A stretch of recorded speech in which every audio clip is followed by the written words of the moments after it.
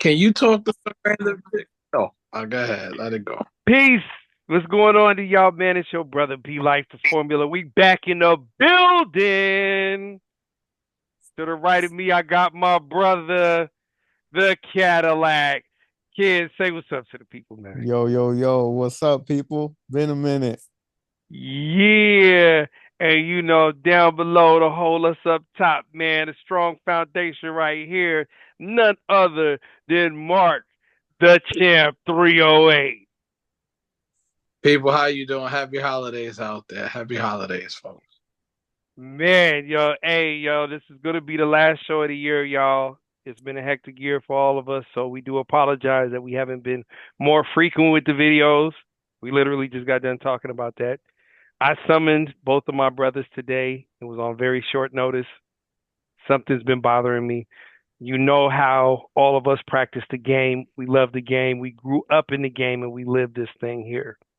So, what we want to do tonight is we want to critique a debate between Mr. Locario from the Real Game No Theory, who we validate all the time on this channel, right? Mr. Locario is definitely one of those guys that really brought the game to the forefront. So if y'all get a chance, go peep out Game Kings 2. Okay? They just released Game Kings 2. Hey, Cadillac Kid and I looked at Game Kings 1 right up in his crib. You know what I'm saying? So yeah, y'all go subscribe to that, man, and you guys go ahead and make that purchase because it's really good games circulating through there. So, without further ado, we're gonna go ahead. I'm gonna share this screen. Y'all let me know if y'all could hear it. It'll come here. Let's make sure the share sound is on. Pow. All right. Here we go. Oh, real quick, let me give y'all a quick little background of what's going on here before I do the share. Hold on. Let me just let y'all know right now the reason why we say Mr. Lucario. Mr. Lucario grew up like how us three did, man. He was in the street. He's out from New York. That's the East Coast. He out there with Marc da Champ and them.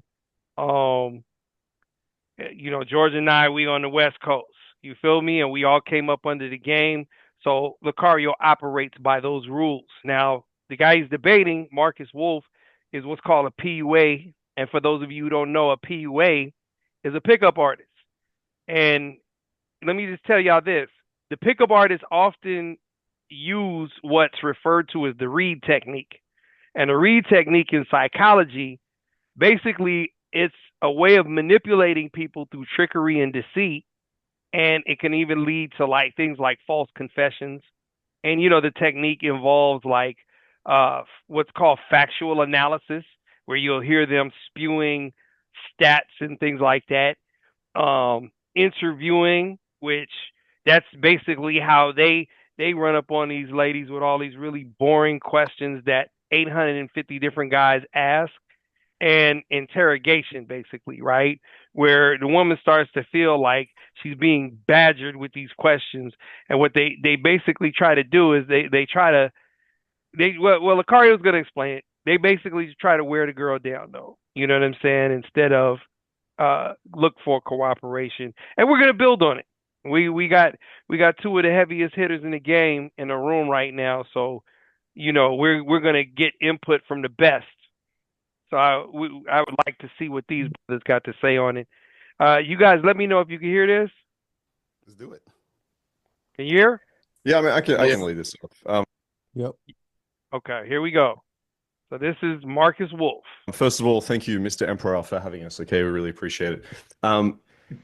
Yeah, I guess if anyone didn't see the panel that we had or pre-debate, I think it'd be good to just rehash where this disagreement came from. So essentially, I think it started when we talked about opening. And our opening styles are very different. I'll have Lucario go through his, and I can go through mine. But essentially, I think his opening style leads to greater coping. I think it leads to dropping your standards and basically taking what girls you can. I think it misses and skips the opportunity to actually teach men how to be more masculine. So it doesn't teach you actually how to flip the frame or how to deal with any objections or how to move the set forward or how to flip dynamics.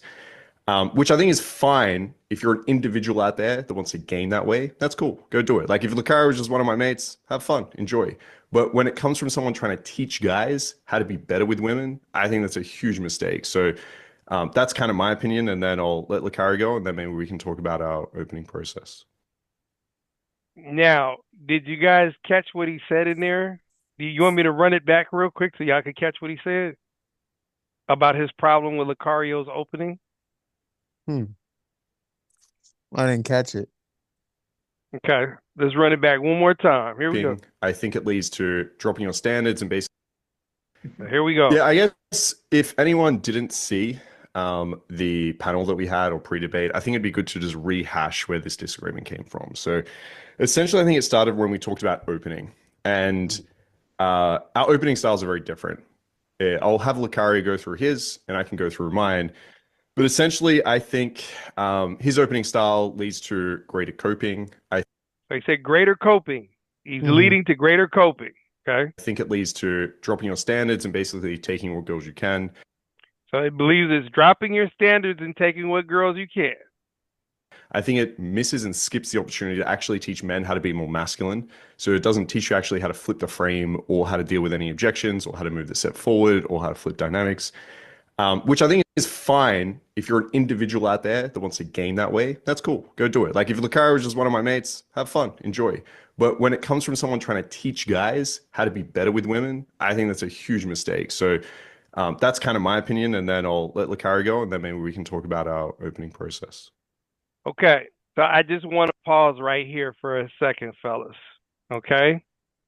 So he says Locario's opening style leads to greater coping, dropping your standards, taking what girls you can, and it misses and skips the opportunity to teach men how to be more masculine.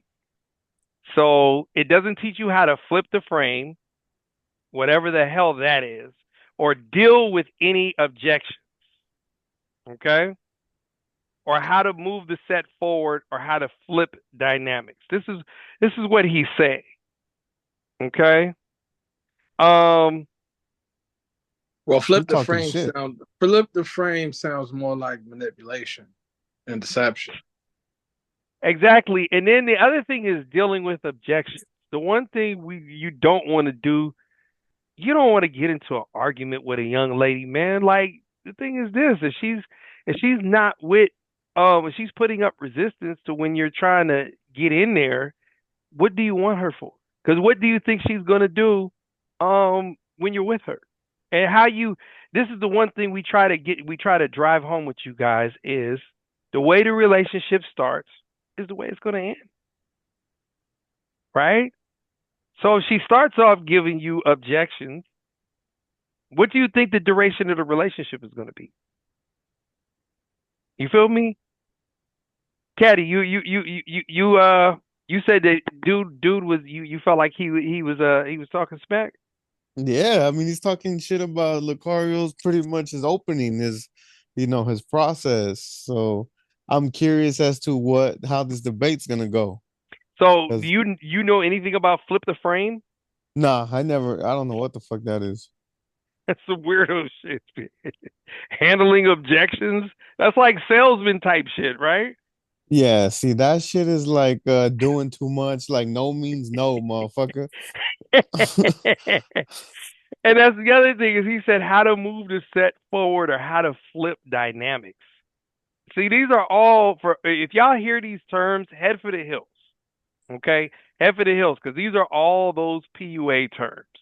And you said, Mark, you said you flip the frame was what? It sounds more like manipulation and deception. And see, this is what the PUAs operate off of. And you guys are going to see further. He's going to go into the way he converses with females, and we're going to just move forward. We're going to just move forward. Here we go.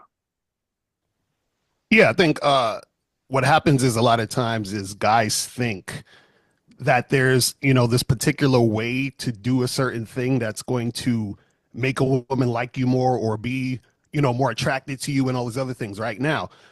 What happens is that what you're looking for when you talk to women is you're looking for women who have high interest and who are cooperating with you. If any of that is not happening, you're basically dealing with a woman who just really isn't that into you. I don't mean that she's not into you at all, but she's not that into you, meaning that she might have either medium or low interest, right? So, for example, a lot of times what happens when you talk to women, they're going to put you in one of three categories. The guy who they think can get it, they're like, okay, he's that guy. I'm sexually attracted to him. I want to, make it happen. Or the medium category is like, he's okay.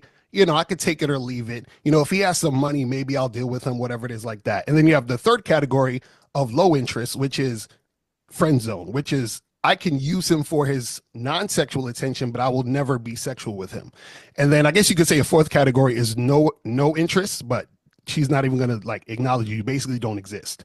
You see what I'm saying? So what happens is that a lot of people think that there's this, way to sort of get a woman who has low interest or medium interest to really, really be into you. But really what it is that all you're doing is chasing that woman and wearing her down. And in some cases, you might get her to like sleep with you or something like that if you wear her down enough. So basically that's what it is. Okay. Now, based on what he said, with those three levels of interest, do you have any problem? Did anybody have any problems with what he just said? Let me know if y'all do. Does that sound accurate? It was on point. That's basically what it is. Yeah, that should make sense. Yeah, right. I mean, come on, man. Like, and Locario's thing, and I'm gonna let him talk about it more than I will, is to basically deal with women who are high interest. I don't really, the minute they put up any kind of resistance with me, if I tell them, hey, slide this way, and they're like, nah, you come to me, I already know I'm good. You feel what I'm saying? Like, come on, man. Okay. So let us proceed forward. So we all agree that Locario is in sync with what we've all been taught in the game, correct? Absolutely. Yeah. Compliance is key. Compliance is key. There you go. Let's run the tape. All right. So do you want to describe, so that's like a, I guess, meta-analysis of what we're describing out. Do you want to describe what that looks like in practice? So he says meta-analysis, right? Which basically is like fake. So already he's trying to sling mud. Practice. So you go and approach a girl. What do you say? What does it look like? And then let's create a scenario where this girl has medium or low interest. So my guess, medium interest would be something like, oh, is like that your best pickup line? Or do you say that to all the girls? And low interest would be like, this is a girl's night. I guess high interest is, oh my God, that's so cool, blah, blah. Yeah, let's go through your open and what you do in each scenario, and then I can do the same. Then we can disagree from there. Yeah. So basically, for example, it might be something simple as, let's say I see a girl in a coffee shop, right? And I say, hey, how you doing today? And she's like, oh, I'm good. And I'm like, I'm Locario. What's your name? She's like, oh, I'm Jennifer. Jennifer, nice to meet you. Listen, I came over. I thought you were really attractive. I think me and you should get together sometime to get a drink. And she's like, oh, cool. That sounds really good. And I say, here, take my number. Give me a call tonight at 8:00 and we'll set it up. So that's a girl who's already showing interest and she's being cooperative. Right now, a medium interest girl, right? She, for example, same scenario. Hey, what's up? How you doing? My name's Locario. What's your name? She's like, Stephanie, whatever it is. And I say, hey, we should like get together and hang out sometime, take my number down. And she's like, well, actually, can you, I'll take, just give me your number or whatever, or I'll give you my number or whatever. She's not basically listening to what I'm saying, right? Low interest is a woman who says, I'm saying all those things. And then she says, I'm just looking for friends right now. I'm not really interested. So we can be friends. So the high interest woman is cooperating. The medium interest woman is kind of take it or leave it. And then the low interest woman is just on some, I'll put you in the friend zone type of thing. You see what I'm saying? Yeah. Okay. So I'll tell you what I do here. And then I got a huge problem with your method. So what I would do is I wouldn't give away any power at first, okay? I don't fucking know this girl. She could be attractive, cool. You could have some good genetics, cool. I don't give a fuck. Listen, I have way higher standards than that. You need to be having probably a little bit more going on than just being like a better than average looking girl. So if I saw a girl in a coffee shop, there's no way I'd be asking for her number within 20 seconds. Number one, even if she is high interest and gives it to you, a lot of those are going to flake because she knows nothing fucking about you. I would go over there and I initiate that conversation. And then I'd start to show her who I am. I want her to understand and know, yes, this is a very masculine, dominant man. He has a lot going on in his life, and I know that for sure. And I would want to start finding things out about her. Now, if she Now, I need to stop there because this is a lot to unpack, and I don't want to get lost in the sauce. Okay. you see, look at Mark, man, Mark. You're like, Mark, because he's pathetic, man. He's pathetic, man. Like, so one of the things that I know about being a masculine man is that you never have to say it. Oh, yeah, You see, you hit on one of the points I wanted to hit. Authority just oozes off of you. So you don't have to smack down on the table or show any kind of aggression because you're not getting compliance. You see, if you got to sit there and go on and on and on and assert yourself this and explain that, and I'm not doing this, I'm not doing that, how are you leading anything? Thank you. But I digress. Cadillac Kid, man. What's your take on it, man? I think in reality, like what Locario was saying, like that's a real interaction right there. You know, he's done this shit before, and that's why he was able to recite it because it happens, right? And the shit the other guy said, that's the meta shit. Talking all that shit. When you meet a girl in a coffee shop or whatever, you only have a little bit of time. Like you're not supposed to linger. Because a good interaction can spoil real fast if you start to linger. So that whole shit that he said was made up. That's why he didn't have a real interaction. He couldn't recite something that happens because he just made up some shit. Man, and you know, you really hit on a serious point right there, right? And so this is the thing. In my view, I feel like a Markus Wolf, not to be confused with Marc da Champ. Absolutely not. Absolutely no confusion there. No confusion there. So Marcus he doesn't definitively know what high interest is because he's either never experienced it or he's so inexperienced that he can't recognize it. Right? And for me personally, I could go by my experience because I lived it, right? So I've been in situations where women have approached me. You feel what I'm saying? And they throwing the pickup lines at me, right? I've been in situations where women may have inappropriately touched me, you know, might pat me on the behind or something like that, right? I know women who won't oppose me touching her. You know, if everybody know my brother, shout out to my brother King. When we'd be in the club, what his famous thing was he used to like to touch a girl right on her ass, and then he'll walk off real quick and leave me standing right there, right? And so the girl turn around and she's looking at me like, "Hey, did you just do that?" Right? And there was one particular time we were in this club in Frisco called DV8, and that club was slamming. And he touched this pretty little Asian girl on the behind, and let me tell you something.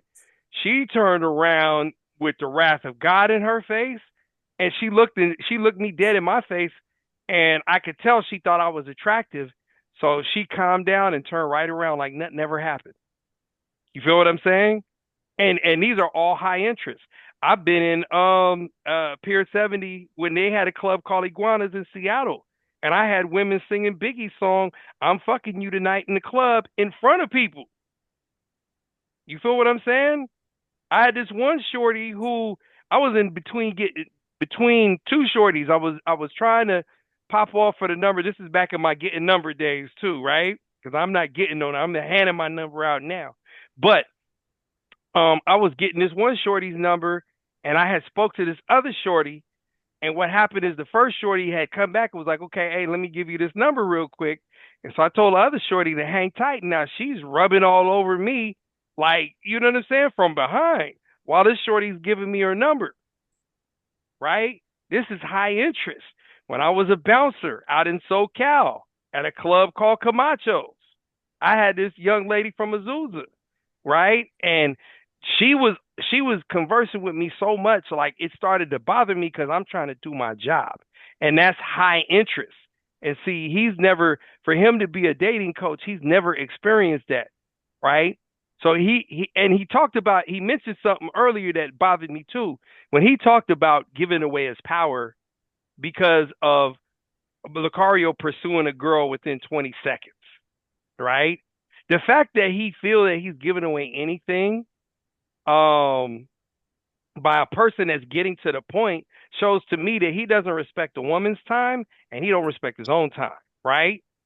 Two, you're not even giving your power away by presenting an opportunity, right? The fact that he sees it like that shows to me that he's more narcissistic, right? He's driven by his ego and he's trying to compete with the women instead of gain cooperation.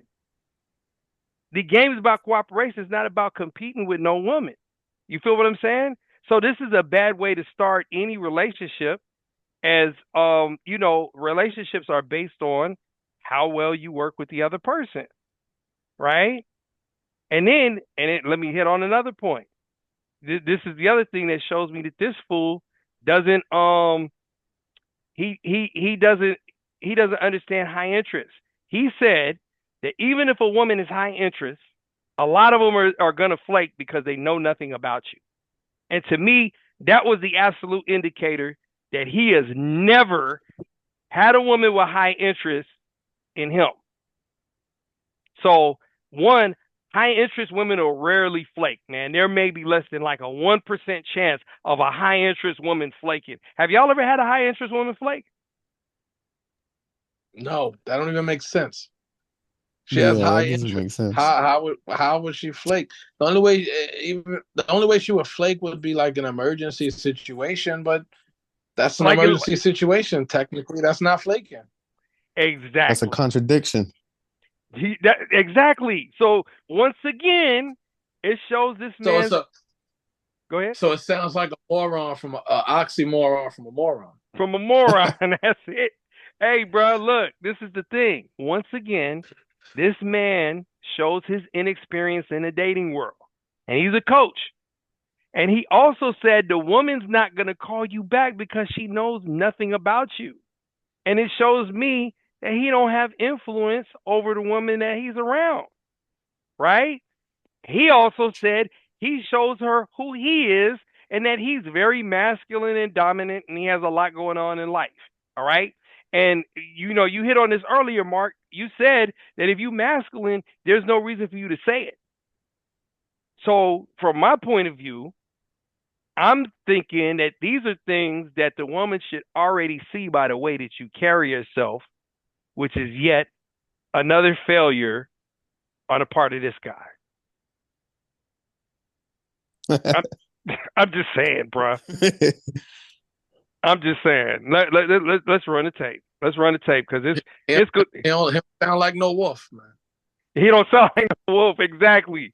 You see, this is why it messed up that situation for me, George. This is what messed it up for me, man. Ends up being a really cool, amazing girl. Yeah, I'll grab her number. But if I go over, right, and I say, hey, I'm curious, like, where are you from? She's like, oh, I'm from this place, blah, blah. I'm like, really? What the fuck are you doing here then? We start this conversation. Did you hear that? Did you hear that? This is his opener. Hold on. I want to play that one more time. I'm sorry, y'all. Hey, any power at first, okay? I don't fucking know this girl. She could be attractive. Cool. You could have some good genetics. Shut up. Her. Now, if she ends up being a really cool, amazing girl, yeah, I'll grab her number. But if I go over, right, and I say, hey, I'm curious, like, where are you from? She's like, oh, I'm from this place, blah, blah. I'm like, really? What the fuck are you doing here then? Hey, I'm curious where you're from. Fellas. Really? And really? That's an opening? Brother man, does any of y'all want to chime in on that? Please ask me. Maybe I'm missing something. Is that an opening? Is that how we talking to people nowadays? I'm just saying. Because I'm outside. I'm in New York. I'm outside in the world. We don't talk to people like that. And you definitely ain't gonna get no high interest like that. First off, you would already know the level of interest you got before you even speak, if you're paying attention. Hit So him in the before head. words are said, you should be able to gauge a level of interest before words are expressed. Then, as words are expressed, you think that's going to raise the stock? You think the stock going to go up with an intro like that? I'm just, and this a coach? Wow. This is a coach, and he's a sexual something coach. I guess sexual arousal. Like he teaches people how to have sex in the bedroom. My thing is, how in the hell you gonna teach somebody to have sex in the bedroom? You ain't had no damn sex. You gotta have game for that too. You gotta have game for that too. Caddy, did you find any problems with that intro? Was that your is that how you that's how You you know how that's you how told me, like I don't know if it's the red pill or the blue pill, or whatever the fucking pill, but these motherfuckers are pretty much women haters. yeah. Like they hate on the women. That's Yeah. kind of the vibe that I got from that shit. But this is what the PUA community became. They became incels and red pill, right? Yeah, that's some negative shit. Dude, the thing is this. You're going to proceed to ask a young lady, what the fuck are you doing here? That's this to me, that's like a poor judgment approach because one, the woman probably doesn't even appreciate explicit language when you first meet. And Hmm. she may not appreciate explicit language, period, right?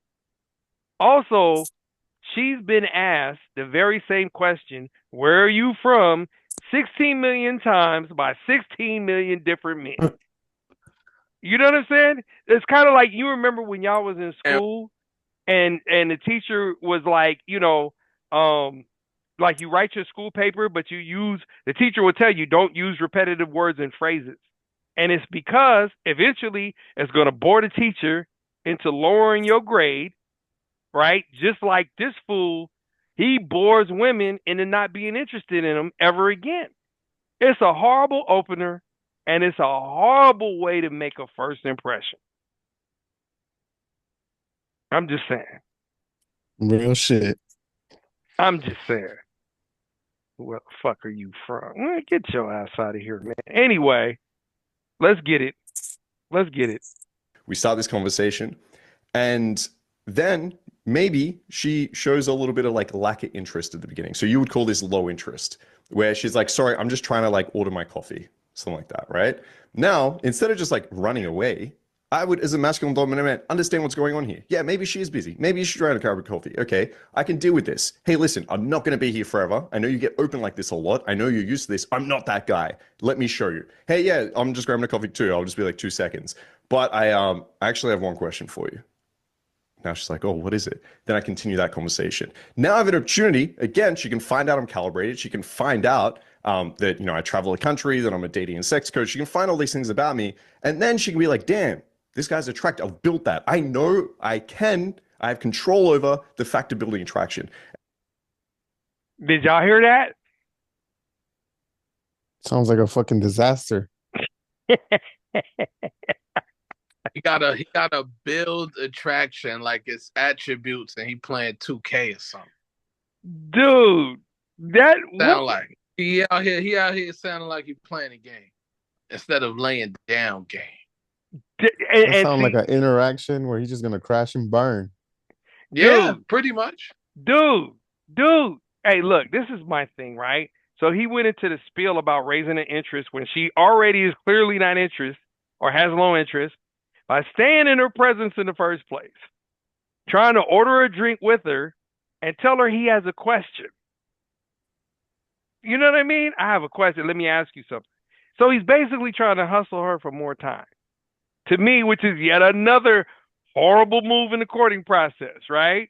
One, your interactions already told her that you don't respect her time, right? It also told her you don't respect her. and it told her that you're horrible at receiving hints and subtleties, right? And I do want you guys to understand that disrespect is not dominance and it's not masculine. What it is, it's repulsive and it's ignorant, right? And these are the characteristics that you're displaying to the woman when you act like this, right? And to me, it's no wonder that so many women are like angry right now in this whole dating thing, right? And then, like, this fool, anyway, he lays his resume out about his occupation and he claims that he has control over, Marcus hit on it, building attraction. So to me, this guy, you know what I'm saying? He proves he has no idea what he's talking about line for line. So one, attraction's not built, all right? It's like light. Either it's intensified, magnified, and it's focused, or it's minimized. That's the only way it is. You're not building anything, okay? Because if it's there, it's there. So you're not building. You can't create light. So this is the thing. He has no control over the process, right? And if y'all are out there and you're hearing what he's saying, you don't have any control over this process in the other person's eyes, okay? It's a process that happens from an individual's own understanding. Meaning, what I'm saying is this: if you rolling up, right, and it's just like I remember Cadillac Kid rolled up on this one shorty, man, this little Asian honey, man, and he was just messing with her. He was messing with her. You remember that? Yeah. And she's like, "Oh, yeah, I got a manny," and you was like, "Man, fuck your man," right?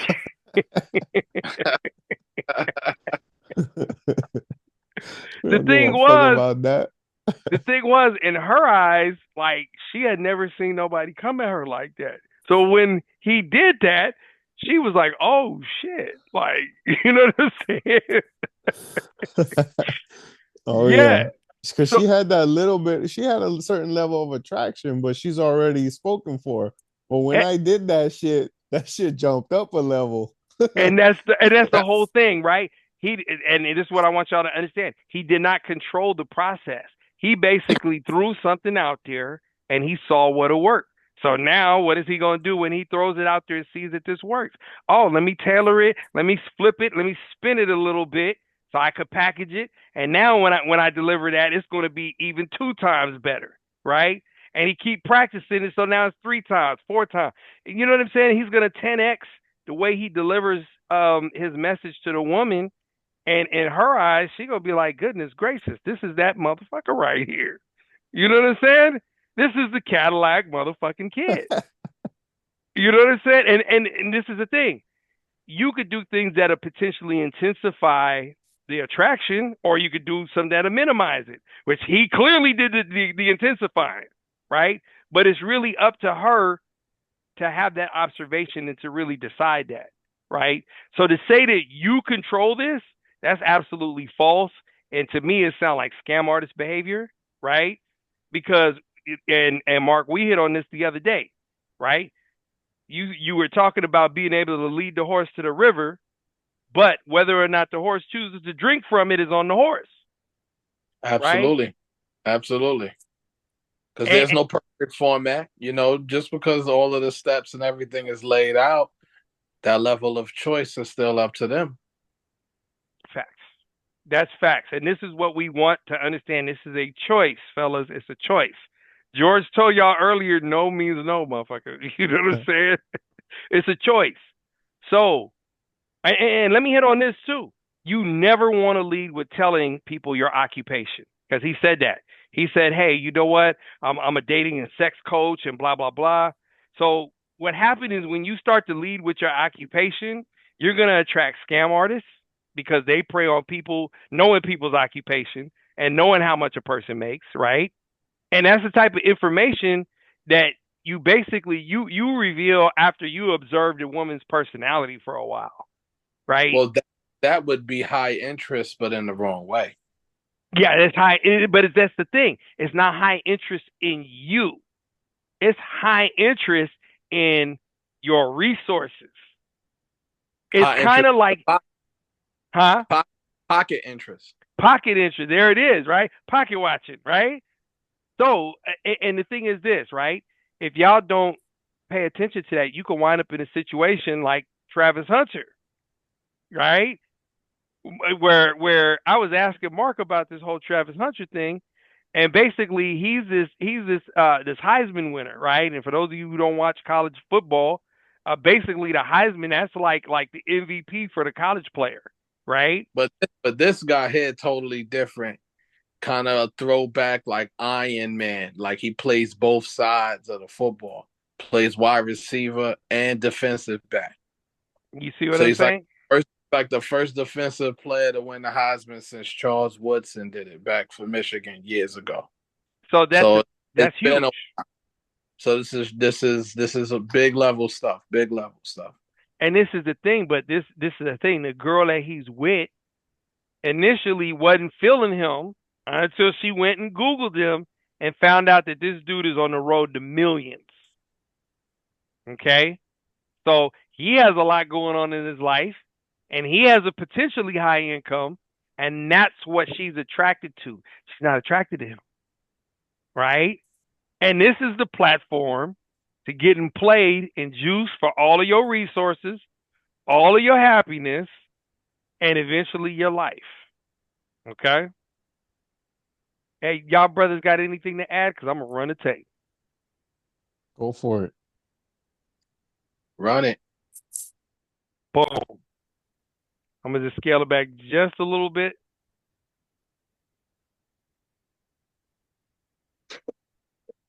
For you.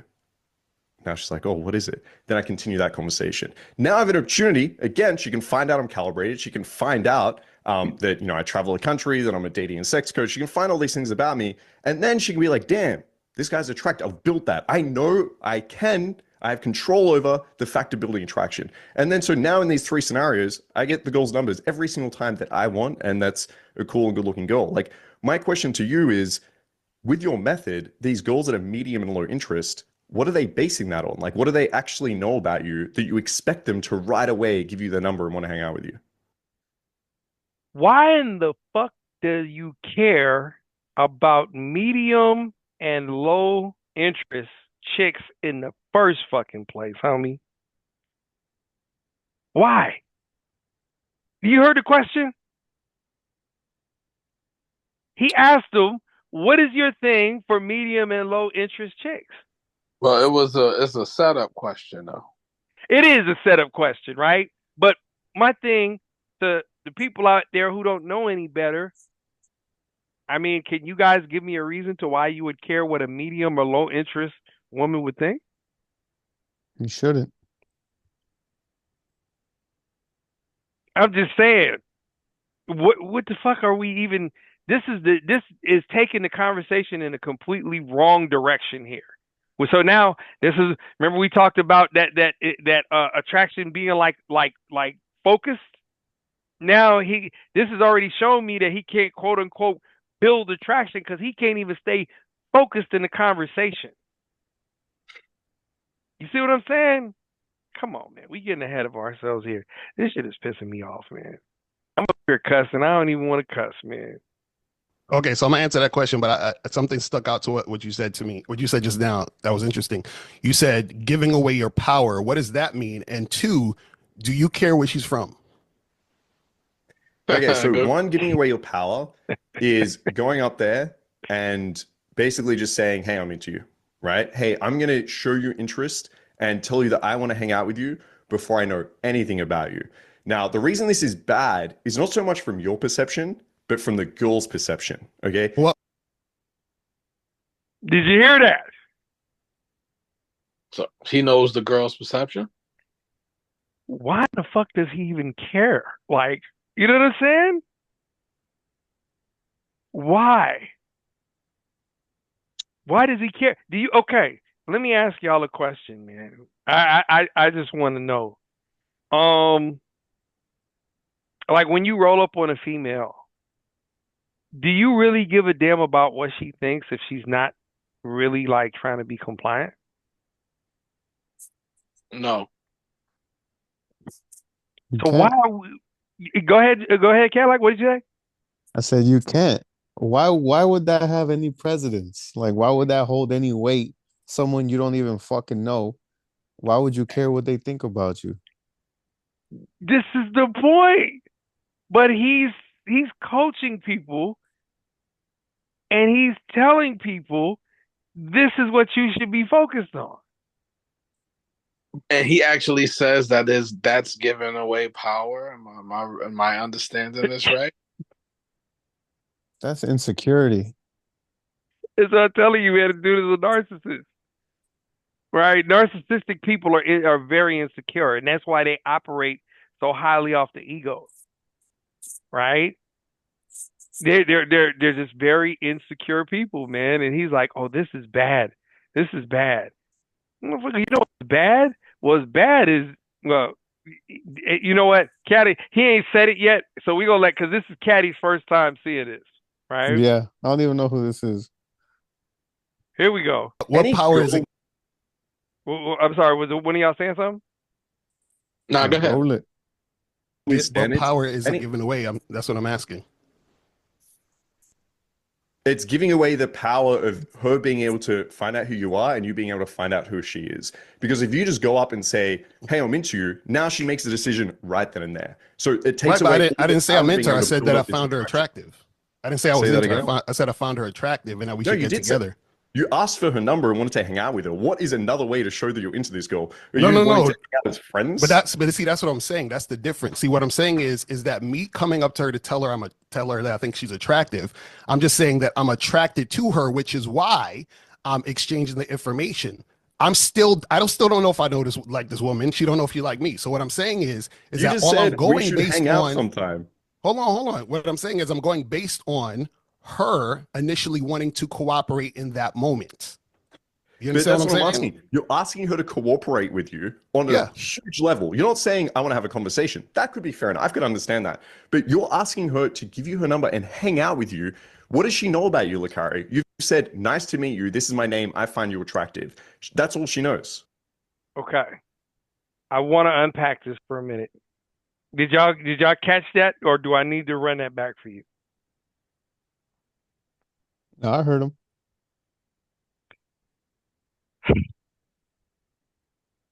So he's horrible. He's horrible. So this is the thing. He made such a big deal out of just a less than 10-minute interaction. If it's 15 minutes, you might even been talking too long. 10 minutes might even be talking too long. And he's turning it into a whole interview, like a job interview. So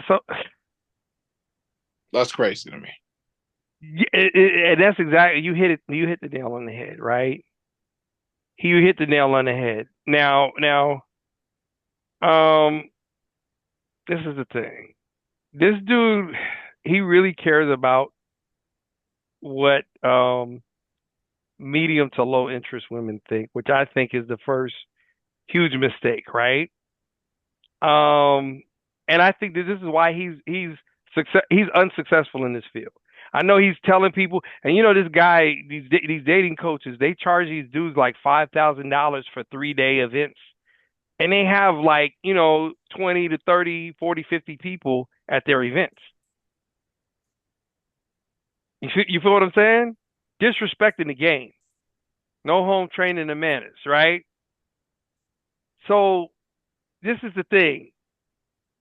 Him being concerned with what women who's not interested in him, once again, as we just said, it shows his narcissism and shows that he tends to make everything about the woman, right? And that demonstrates to me that if he's in a relationship, that she's going to be the one running him because he's too worried about making her happy instead of positioning her to make his happiness her happiness, right? When a woman's feeling you, it's going to satisfy her to fulfill your needs, right? Shout out to the Dog Pound, the great poet Daz Dillinger. He said that. He said in that song, the song Bomb Ass Pussy. He said, "That's what I want. That's what I need. Then don't it satisfy you to fulfill my needs?" You know what I'm saying? Like, so his focus is in the complete wrong place, right? And that just indicates to me that he doesn't really have success with women. And what he does is he tries to create this false narrative of all of these high and low standards, right? And he also says that telling a woman, that Locario is telling a woman, "Hey, I'm into you," because Locario presents her with an opportunity. So again, he shows me that he lacks the understanding of what's happening in his whole interaction, right? There's no power dynamic in this interaction until you add it into the equation, right? Even if the woman feels that there's a power dynamic, it doesn't exist until you, as the man, validate it. You feel what I'm saying? So, anyway, we're going to run the tape, man. We're going to run the tape. And what does she know about you by asking her where she's from? Very little. That's why I do not ask for a number. I don't say, "Where are you from? By the way, can I get your number and hang out?" God, no. Are you kidding me? Okay, Not so a then, chance. how? Yeah, did you see his reaction to that?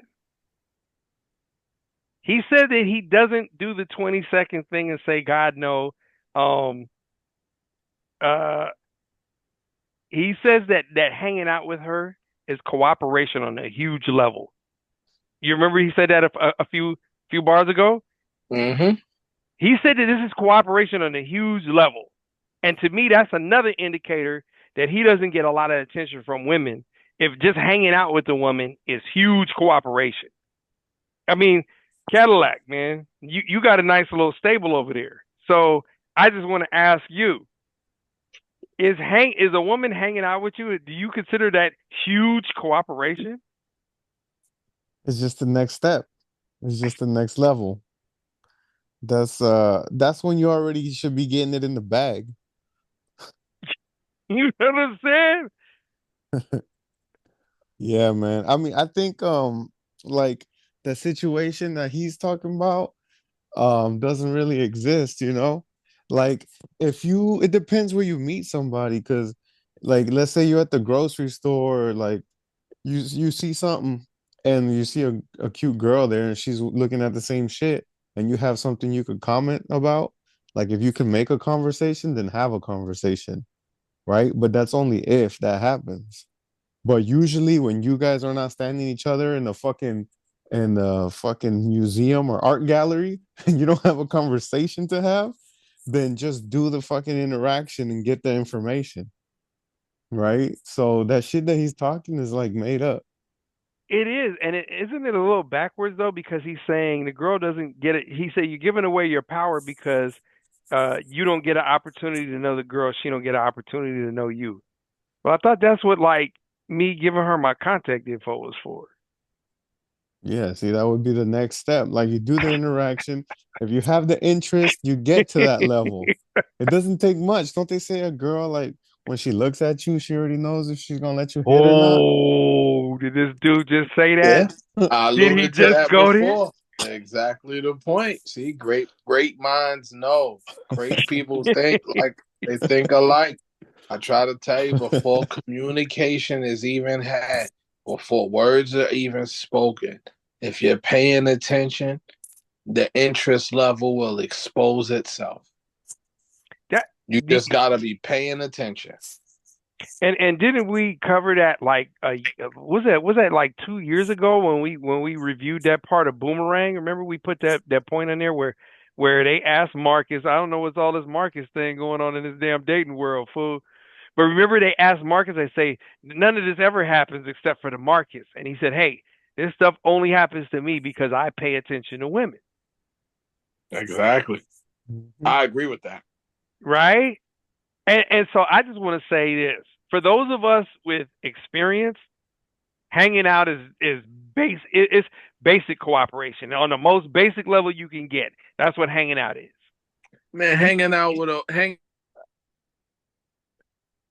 Oh, we lost the chair. He got that look on his face too, like he was about to go there with the point, right? don't roll up windows anymore. Hey, You know what I mean? Mark, scale it back. Scale it back. You said hanging out is what? Standard. It's normal.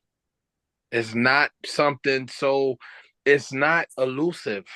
It's not a leap year. It's not nothing spectacular. It's not. And if you've been out there in the field and you've been out there in the world, that actually happens, ladies and gentlemen. It actually happens. Hey, dude, to me, huge, like a huge cooperation to me is more like, if taking my mother to the hospital for me if I'm out of town, right? Or looking after my father until I get back in town. To me, that's huge. You feel what I'm saying? This guy watching your pet. You know what I mean? Watching my animal or something like that. Yeah. That's huge level cooperation. Dude, to me, this guy is running a small operation with menial success from the opposite sex. Right? And you know what else? You know how many guys out there have asked a girl for her number and didn't get it, right? How many interactions have gone wrong? But in the same sense, you know how many times girls have gone on a date with a dude and they never hit him back up? So you're still in the first level if you could not get hit up again. If you could lose Got a free meal interest. out of him. Got a free meal out of him. Yeah. Yeah, and you know what happens after that first date? After she get the free meal, she coming over to one of our cribs. Yeah. Absolutely. And she gonna complain about how you try to take her to Chipotle or something like yeah, right. Mm-hmm. What's funny is though, she's gonna get him to spend that money on that extra plate, and she's gonna bless us with that food. And we're gonna hear all about it. We're gonna hear all about it, right? And I might be eating and be like, "Hey, baby, make this shit quick, because I don't want you to ruin this avocado for me." You know what I'm saying? Yeah, dude. Like, to me, if it's a big thing for him to ask for a number without him running his resume down, to me, again, that exposes his inexperience with women. And he's too afraid to do so because he really doesn't have the confidence that he can achieve this without the comfort of pointing the woman in the direction of how much money he could potentially make. You feel what I'm saying? He's pointing her to the wallet. So to him, those are the guys that practice, they practice that leading with the wallet thing, and then they accuse the woman of being a gold digger if they try to get him for his money. So to me, it's like you wave a steak in front of a lion's face, and then you get pissed off with the lion because the lion snatched it from you, and now he eating it. He's scarfing on you. You feel what I'm saying? Come on, man. Don't, my dude. Yeah, and you know what? The worst is yet to come. Let me just say that. George, we only cover in the first 25 minutes because we don't want to make this video too long, right? Yeah. I just knew there was going to be some conversation here. So here we go. And we only 10 minutes in, bro. How long do you need to talk to women before she gets to know you before you set up a situation? It's going to depend on the girl, right? Because some girls are going to be pretty easy and down, and they're going to have lower standards, right? So those girls, they might be a little bit earlier. But he's not if you have a giving up girl power. that's extremely attractive, Say that one more time, Mark. I said, but he's not giving up power. He just actually said it depends on the girl. Come on. Giving her the power. Come on. It depends on the girl. Come on. Plus, that shit don't even make sense because if you got your rap, right? When you lay your rap, it's about the same every time. What do you mean you don't know if it's on the bitch? If it takes 5 minutes, 10 minutes, 15 minutes? My rap's the same every time. Did exactly. I'm so glad you know what? I'm gonna be mute on that point. I'm gonna be mute on that point because we're gonna run the tape. Hey, Caddy, let me just tell you something though. Let me just tell you something.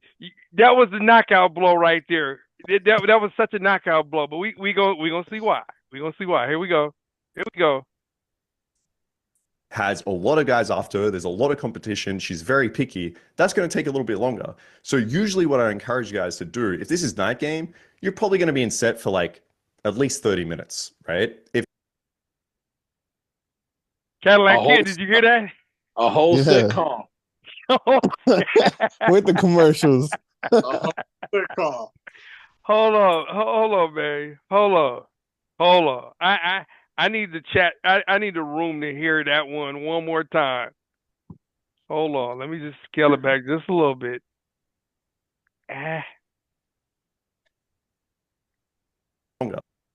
So usually what I encourage you guys to do, if this is night game, you're probably going to be in set for like at least 30 minutes, right? If this is day game, I'd want to go on Insta-date and set up like a Wait, date. so you're talking So we're gonna let Locario respond in a quick second. I just want to ask you guys, what the hell is night game and day game? Like, we have a difference in game now. So I guess there's like night pregnant and day pregnant too, right?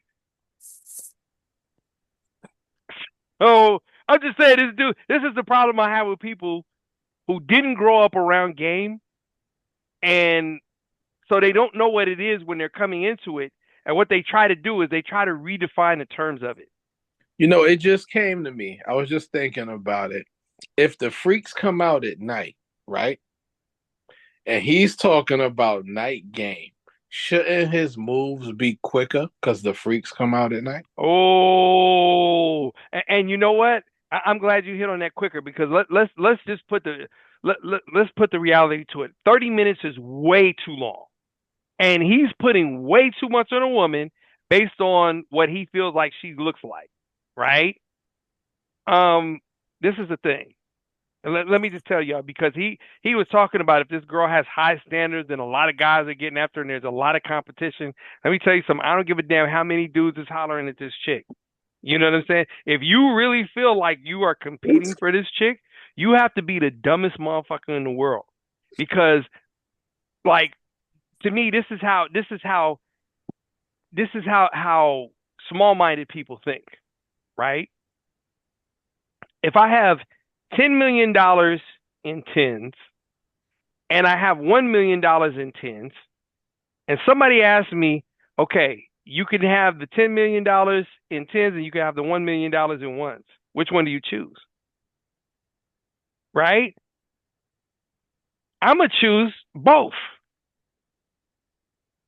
And that's what a woman's finna do. If you think that okay, Cadillac Kid, he went and he popped off and she cooperated with him. People think that, okay, just because Cadillac got the number, now she's not going to talk to Marcus, right? But then Marcus rolled up, and now Marcus he done dropped his number on her. So now she got two numbers. And then now she run across Be Life the formula, and now I done dropped my number. Now she got three numbers. And guess what?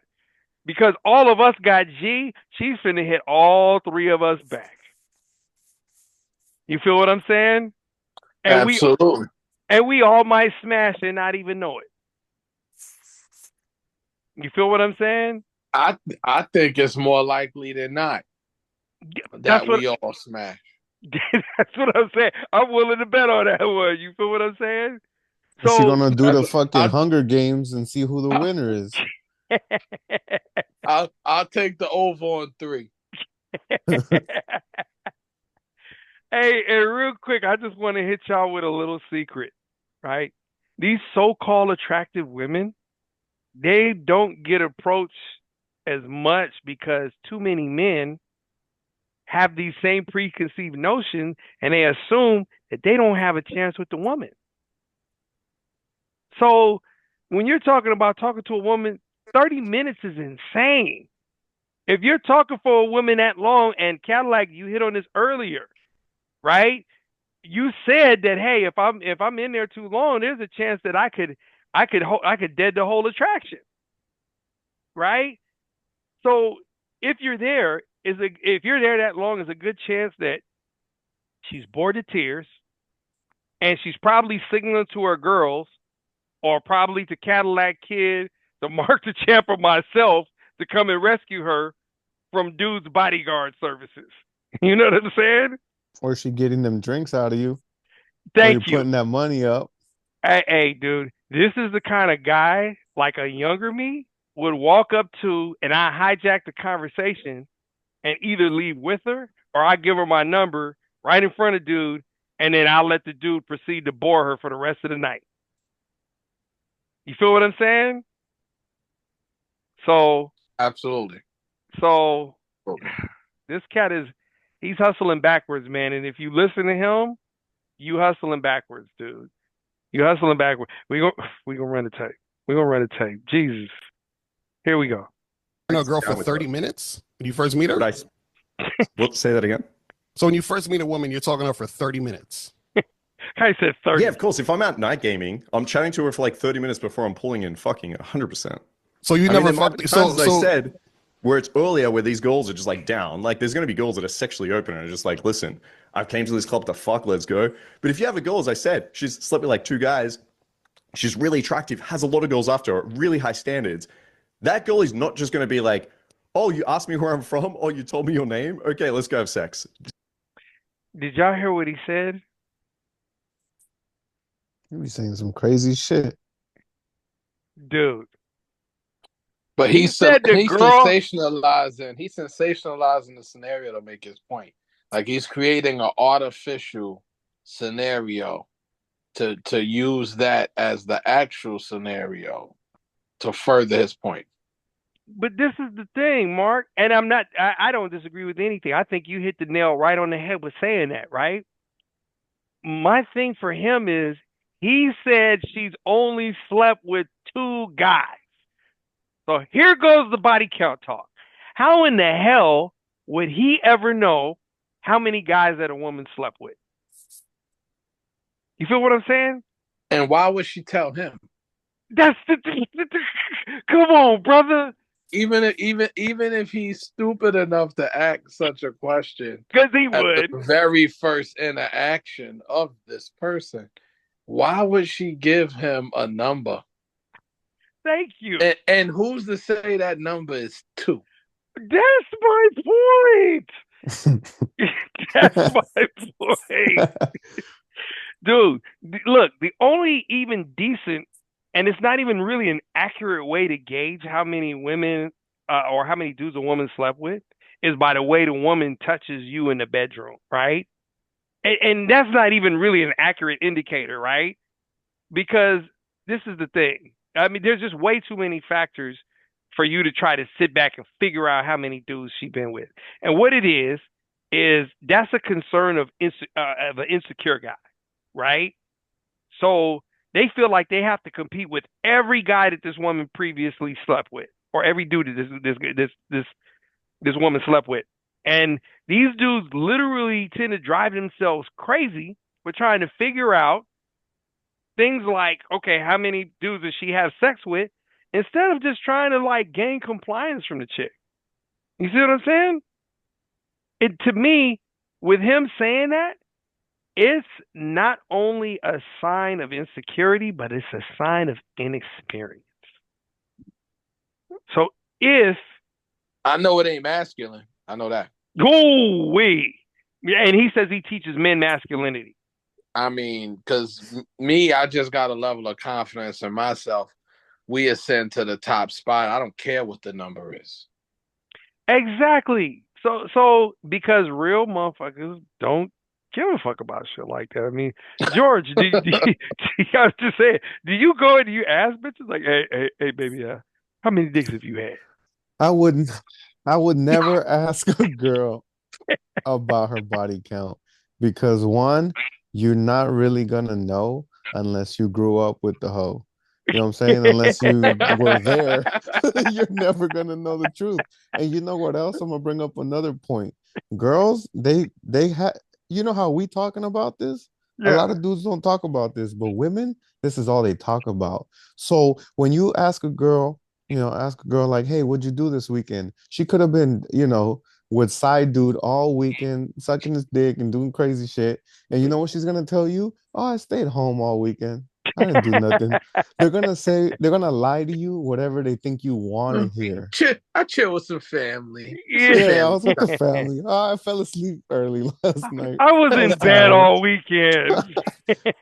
So It why was would a you ever slow believe? weekend. I fell asleep in. Yeah, I was in bed. I just figured I'd be just deep under the cover, and I might have played with a couple of toys. That's about it. And she's telling you the truth the whole time, right?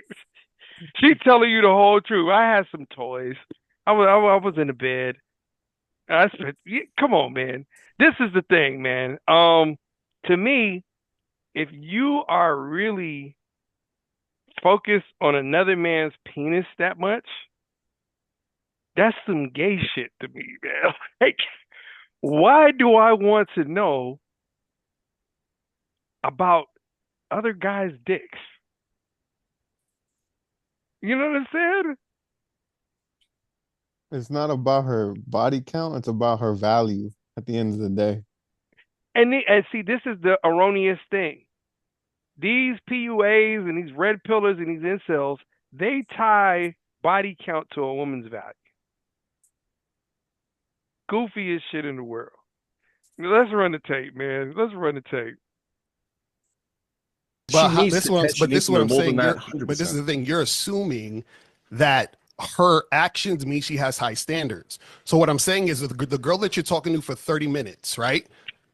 Another guy talked to her and fucked her in 5 minutes in a bathroom. So why did Hang she on, talk to you for 30 hang on. minutes? Are you There telling? you Hang go. on, wait. Are you telling me a girl with super high standards that is very attractive, that has a lot of men after her, is fucking guys in the bathroom in 5 minutes? Is that what you're telling me? Yes. So what I'm saying, okay, let me ask you this question. So you're telling me your wait, daughter. hold on, Okay, hold on, hang hold on, hold on. Hold on, check this out, check this Your- out, check this out. Do women, hold on, do women, let's say a girl name is Tiffany. Does Tiffany treat every guy the same? No girl probably treats any guy the same. No Okay, so then human what are you treats talking everyone the about same. then? If a girl wait, if That's you're a talking to a girl nebulous for statement. 30 That means minutes, absolutely nothing. Of course, everyone treats everyone else differently. Just okay, because. so if a girl do makes you murder wait 30 people? minutes, No, of course not. Just because you treat people differently doesn't mean you do certain behaviors. A girl that is super attractive is your daughter. Okay, let me ask you this question. You have a daughter, okay? Is she gonna fuck guys in the bathroom in 5 minutes? yes, Now, I want y'all to pay attention to what that technique that he just used there, right? Because this is the thing. Yeah, that was very Trumpian. That's like, so they had this thing back in I think it was like the 20s. It was this shit called McCarthyism, right? Where like everybody who questioned something, this guy Joseph McCarthy would accuse the person of being a communist. And the reason he accused people of being communists was because that was the big fear in America. It might have even been the 40s, after, like, when the Cold War was happening, right? Yeah, I think that was in the 50s. I think it was Yeah, after World 40s and War 50s. II. Yeah, it might have been then, right? Yeah. And so this is the thing. So for one, I need you guys to understand what just happened there. He found it unbelievable that he said, you're telling me a woman who has super high standards would fuck a guy in 5 minutes? The fact that he even finds it unbelievable, to me, is another piece of evidence in a laundry list that this dude has zero experience with women. Yeah, he shot that Tiffany and get smashed by the toilet. Exactly, right? And then probably, if the condom gets stuck, she might have to open her legs up a little bit and just, you use And bloop bloop. her vaginal muscles to drop the condom Bloop, bloop. right in the toilet below, right? You know what I mean? Lips on, lips off. That's what I'm saying.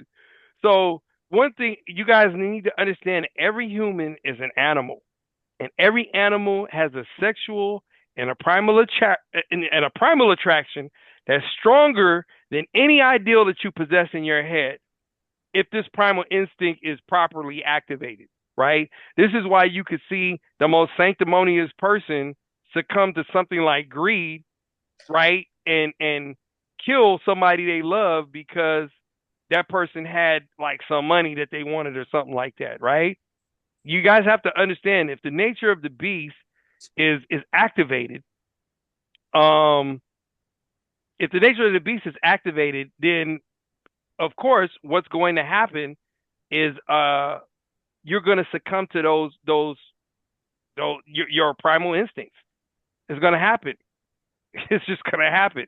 And this guy can't believe that because he doesn't have any experience in the world. So let's run it on him. She is. If she finds him sexually attractive and she's Okay, feeling your him, future wife. absolutely. Your future wife, any guys that comes up that she finds attractive, is she going to be fucking him in the bathroom? Yes, she is. That's what I'm trying to tell you. So what I'm saying is, Okay, you're talking is, to women. So this you one, have, follow you what I'm have saying. really low standards. I'm so follow sorry. what I'm saying. Follow what I'm really low saying. standards. If you're thinking that there's girls that my Marcus, daughter is not going to be fucking guys in the bathroom in 5 Marcus, minutes. And follow what I'm saying though. My future wife is not going to. I'm not after those girls that are just fucking any guy in the bathroom after 5 minutes. Not a chance. Marcus, follow what I'm saying. He lost. So, He gone. He gone. You knew he was going once he started going for the personal attack. Like, you know, talking about if your daughter would do this, your daughter would do that. And it really didn't have much of effect on him because I don't think he has any children. So, you know, if you don't have any children, you can't be hurt by something you don't know. Hey, and this is the thing, Mark. You hit the nail right on the head. He doesn't have any children. He doesn't. And he doesn't want children. And we're fathers, right? And as much as I would hate for my daughter to do something like that, there's probably a scenario that she might have a one-night stand or she might do something similar to what he just described, right? Because and everyone has a potential for that experience, right? I mean, I love my daughter to death, you know, and of course, as a father, I would never want my daughter to do anything like that. But at the end of the day, she's a girl. She's going to grow up to be a woman. She's going to make decisions and choices. And she's receiving millions of sexual offers a day. Millions. Right? Millions. Yeah, and still counting. And still counting. And still counting because she's 15. So she's still counting. That's what I'm saying. So once again, we're animals in the wild. We all have primal instincts. And if the instinct is aroused properly, the beast is released. I mean, this is just what it is. We don't like it. We're not saying, hey, this is the greatest thing in the world, right? What we're saying is this is a reality because a lot of y'all out there have probably had a one-night stand, or you probably know somebody that's had a one-night stand, you know? I have. And me too. And that's not my favorite experience, right? Because I really like when a woman breaks the whole lunch kit out for me. You know what I'm saying? The one night stand is kind of like a wham and bam thing. Look at Caddy over there just nodding. You know he got skeletons like a bug. Hey man, I'll tell you this though, you know, compliance is great on the first night. Let's just say it. It is great. It is great. I mean, Caddy, man, you got anything to add to that, brother? You know how I mean, every girl's different, man. And honestly, the world is a competitive world. Don't forget about competition. And you should want to, just like chess or checkers, you know, you win with the least moves, right? Whoever does the least moves and becomes the winner. It's like that. Like the least interaction, the least effort you can put in to get to that goal. That's what it's about. You know what I'm saying? You're not trying to overdo it. Because where we come from, that's called efficiency. Facts. Beautifully said, man. And you know what's funny to me? The fact that this dude believes that his future wife has absolutely no chance of doing such a thing shows me that not only does this fool not have an understanding of human nature, but his future wife will probably have had this experience several times, but she's not going to tell him because he's so judgmental. Oh, you got low standards. You know, you got low this and you're low that. Come on, bruh. Come on.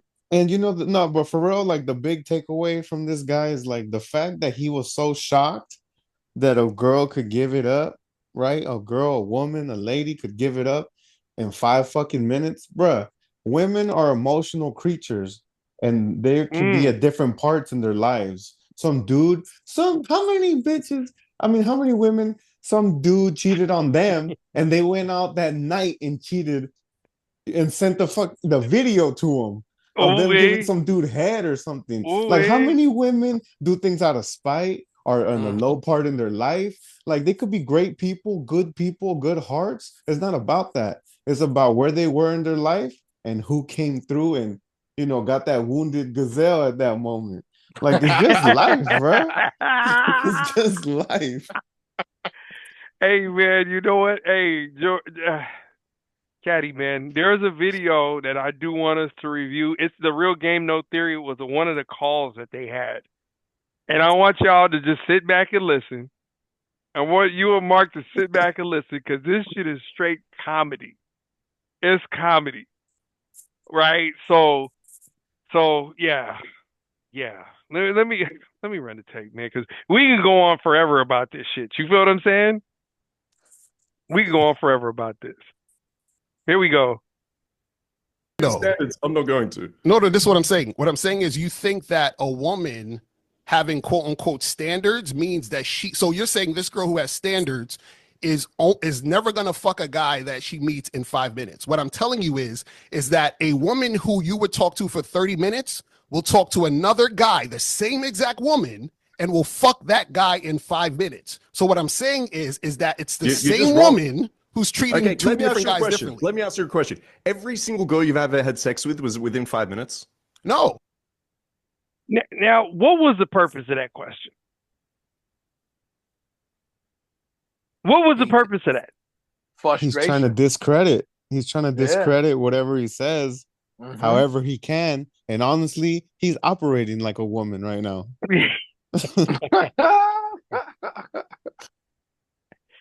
So this is the thing to me, right? He assumes that because a woman has sex with one person easily, is that she's easy for everybody. But then the other minute ago, he just said that women don't treat every man the same. You feel what I'm saying? So to me, I think he needs to get a job in the NFL and help move the goalposts because this motherfucker is phenomenal at that shit. You know what I'm saying? So yeah, we anyway.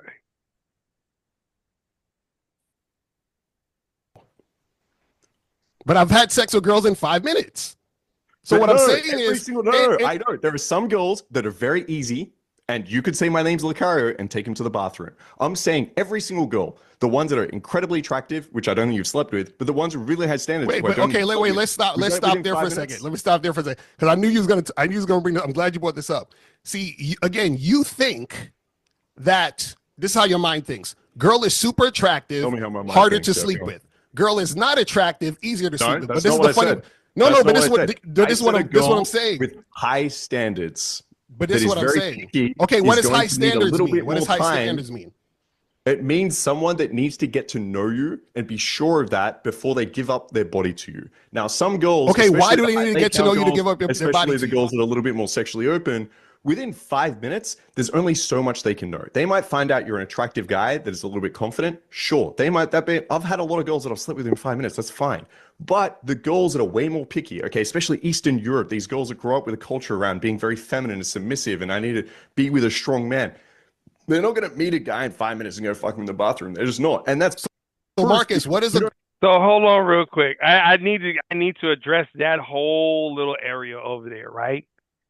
Because he says that girls that need to get to know you before they give up their body to you is high standards, right?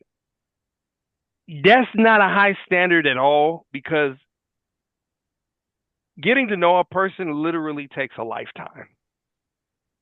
Okay? There's many people out here who spend 30 to 40 years with their own selves and have yet to know their own selves. So the girl is only getting to know a guy like him because she's either not feeling him to the point of having sex with him, or she's making sure that he's not some kind of stalker or some kind of creep or a weirdo that will stalk her once he has sex with her, or until she knows that like a dude like him, he's overly judgmental. So of course, if she knows he's overly judgmental, he's going to look at that woman differently, and she knows it. So, of course, she's going to make him wait. You feel what I'm saying? True. And I just want to add this: he ain't slept with no damn girl in 5 minutes. He admitted it. He can't even ask for a number in 5 minutes. He asked Locario if Locario was kidding by asking a girl for a number in 5 minutes. I think it's him the one that want to get to know the girl for all of that time. I don't think it's the girl trying to get to know him. The girl trying to get away from the way he let it. Like they trying to run from head for the hill. And dude already said he needs a dirty 30 before that he can even muster up the courage to ask her for a number. But he wants us to believe that he had sex with a girl in 5 minutes. Man, please. Don't pee on my back and tell me it's raining. Yeah, we're gonna run a tape. The other thing. He had mentioned the Eastern European woman thing, right? I just want to say this. Eastern European women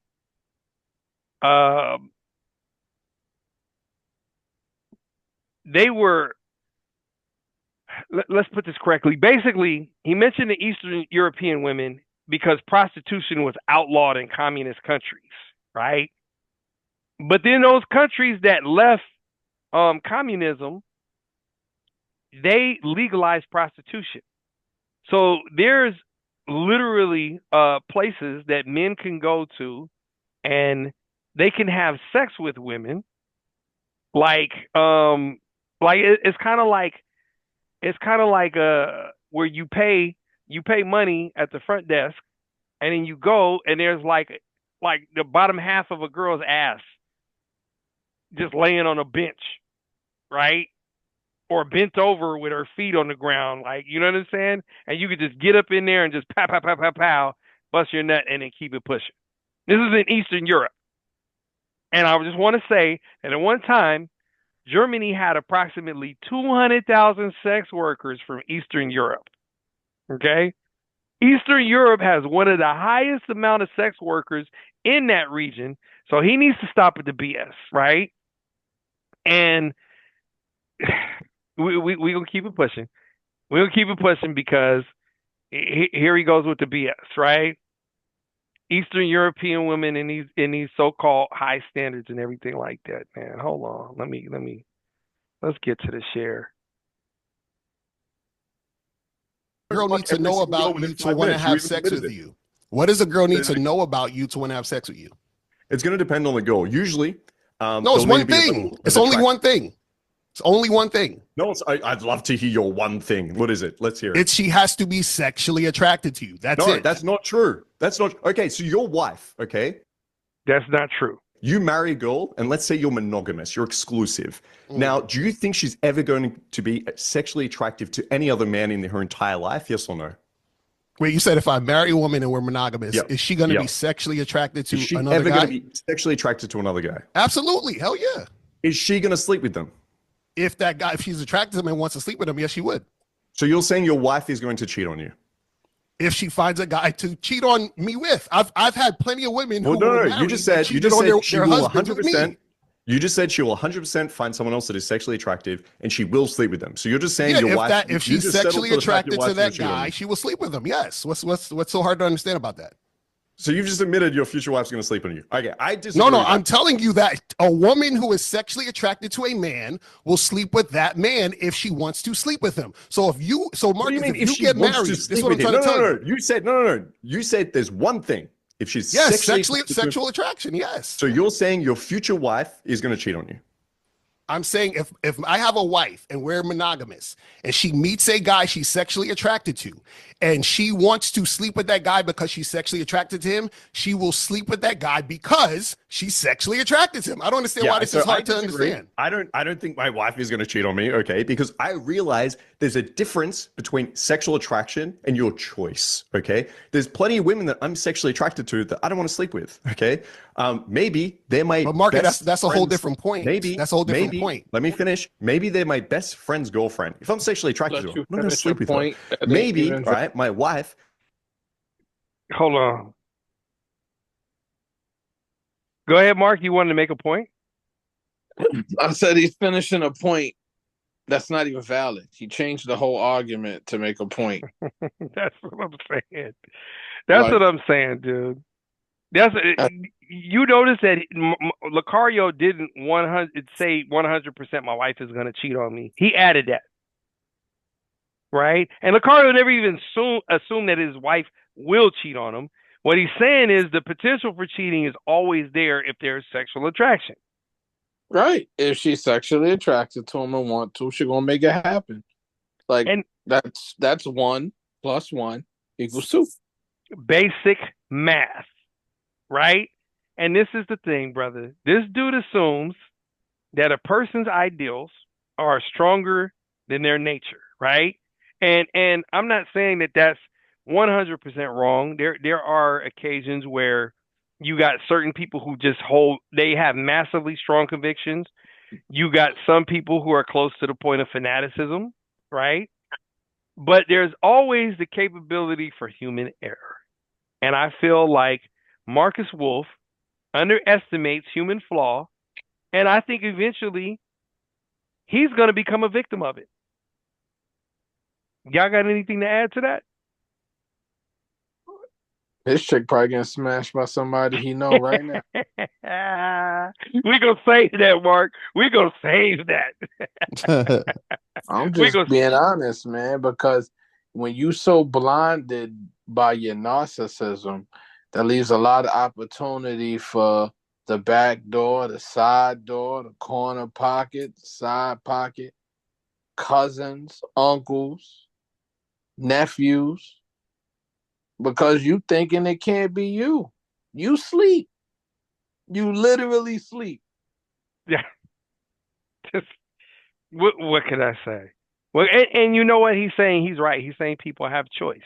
And you know what? When people are in their right mind, I agree with them. They'll make the choice not to do it. Like everybody wants to do the right thing, right? Most people, not everybody. But I would say a large number of people want to do the right thing. But in practice, that don't always work out. How many times has it been where, think about, like, you know, you done been there, like, you know, you was like a teen growing up, and then your mama was like, hey, who did something? And you came up with a lie on the spot because that fear kicked in, right? Or I remember one of the most explosive sexual experiences that I've ever had, right? It taught me about the heat of the moment. Let me just tell y'all, the heat of the moment is a motherfucker.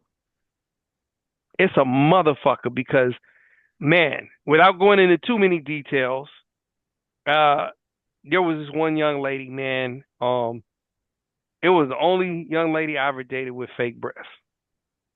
And she told me, we were at her house. We were laid up on this, you know, the little, it's kind of like an ottoman almost. It's like a singular chair with an ottoman attached to it, right?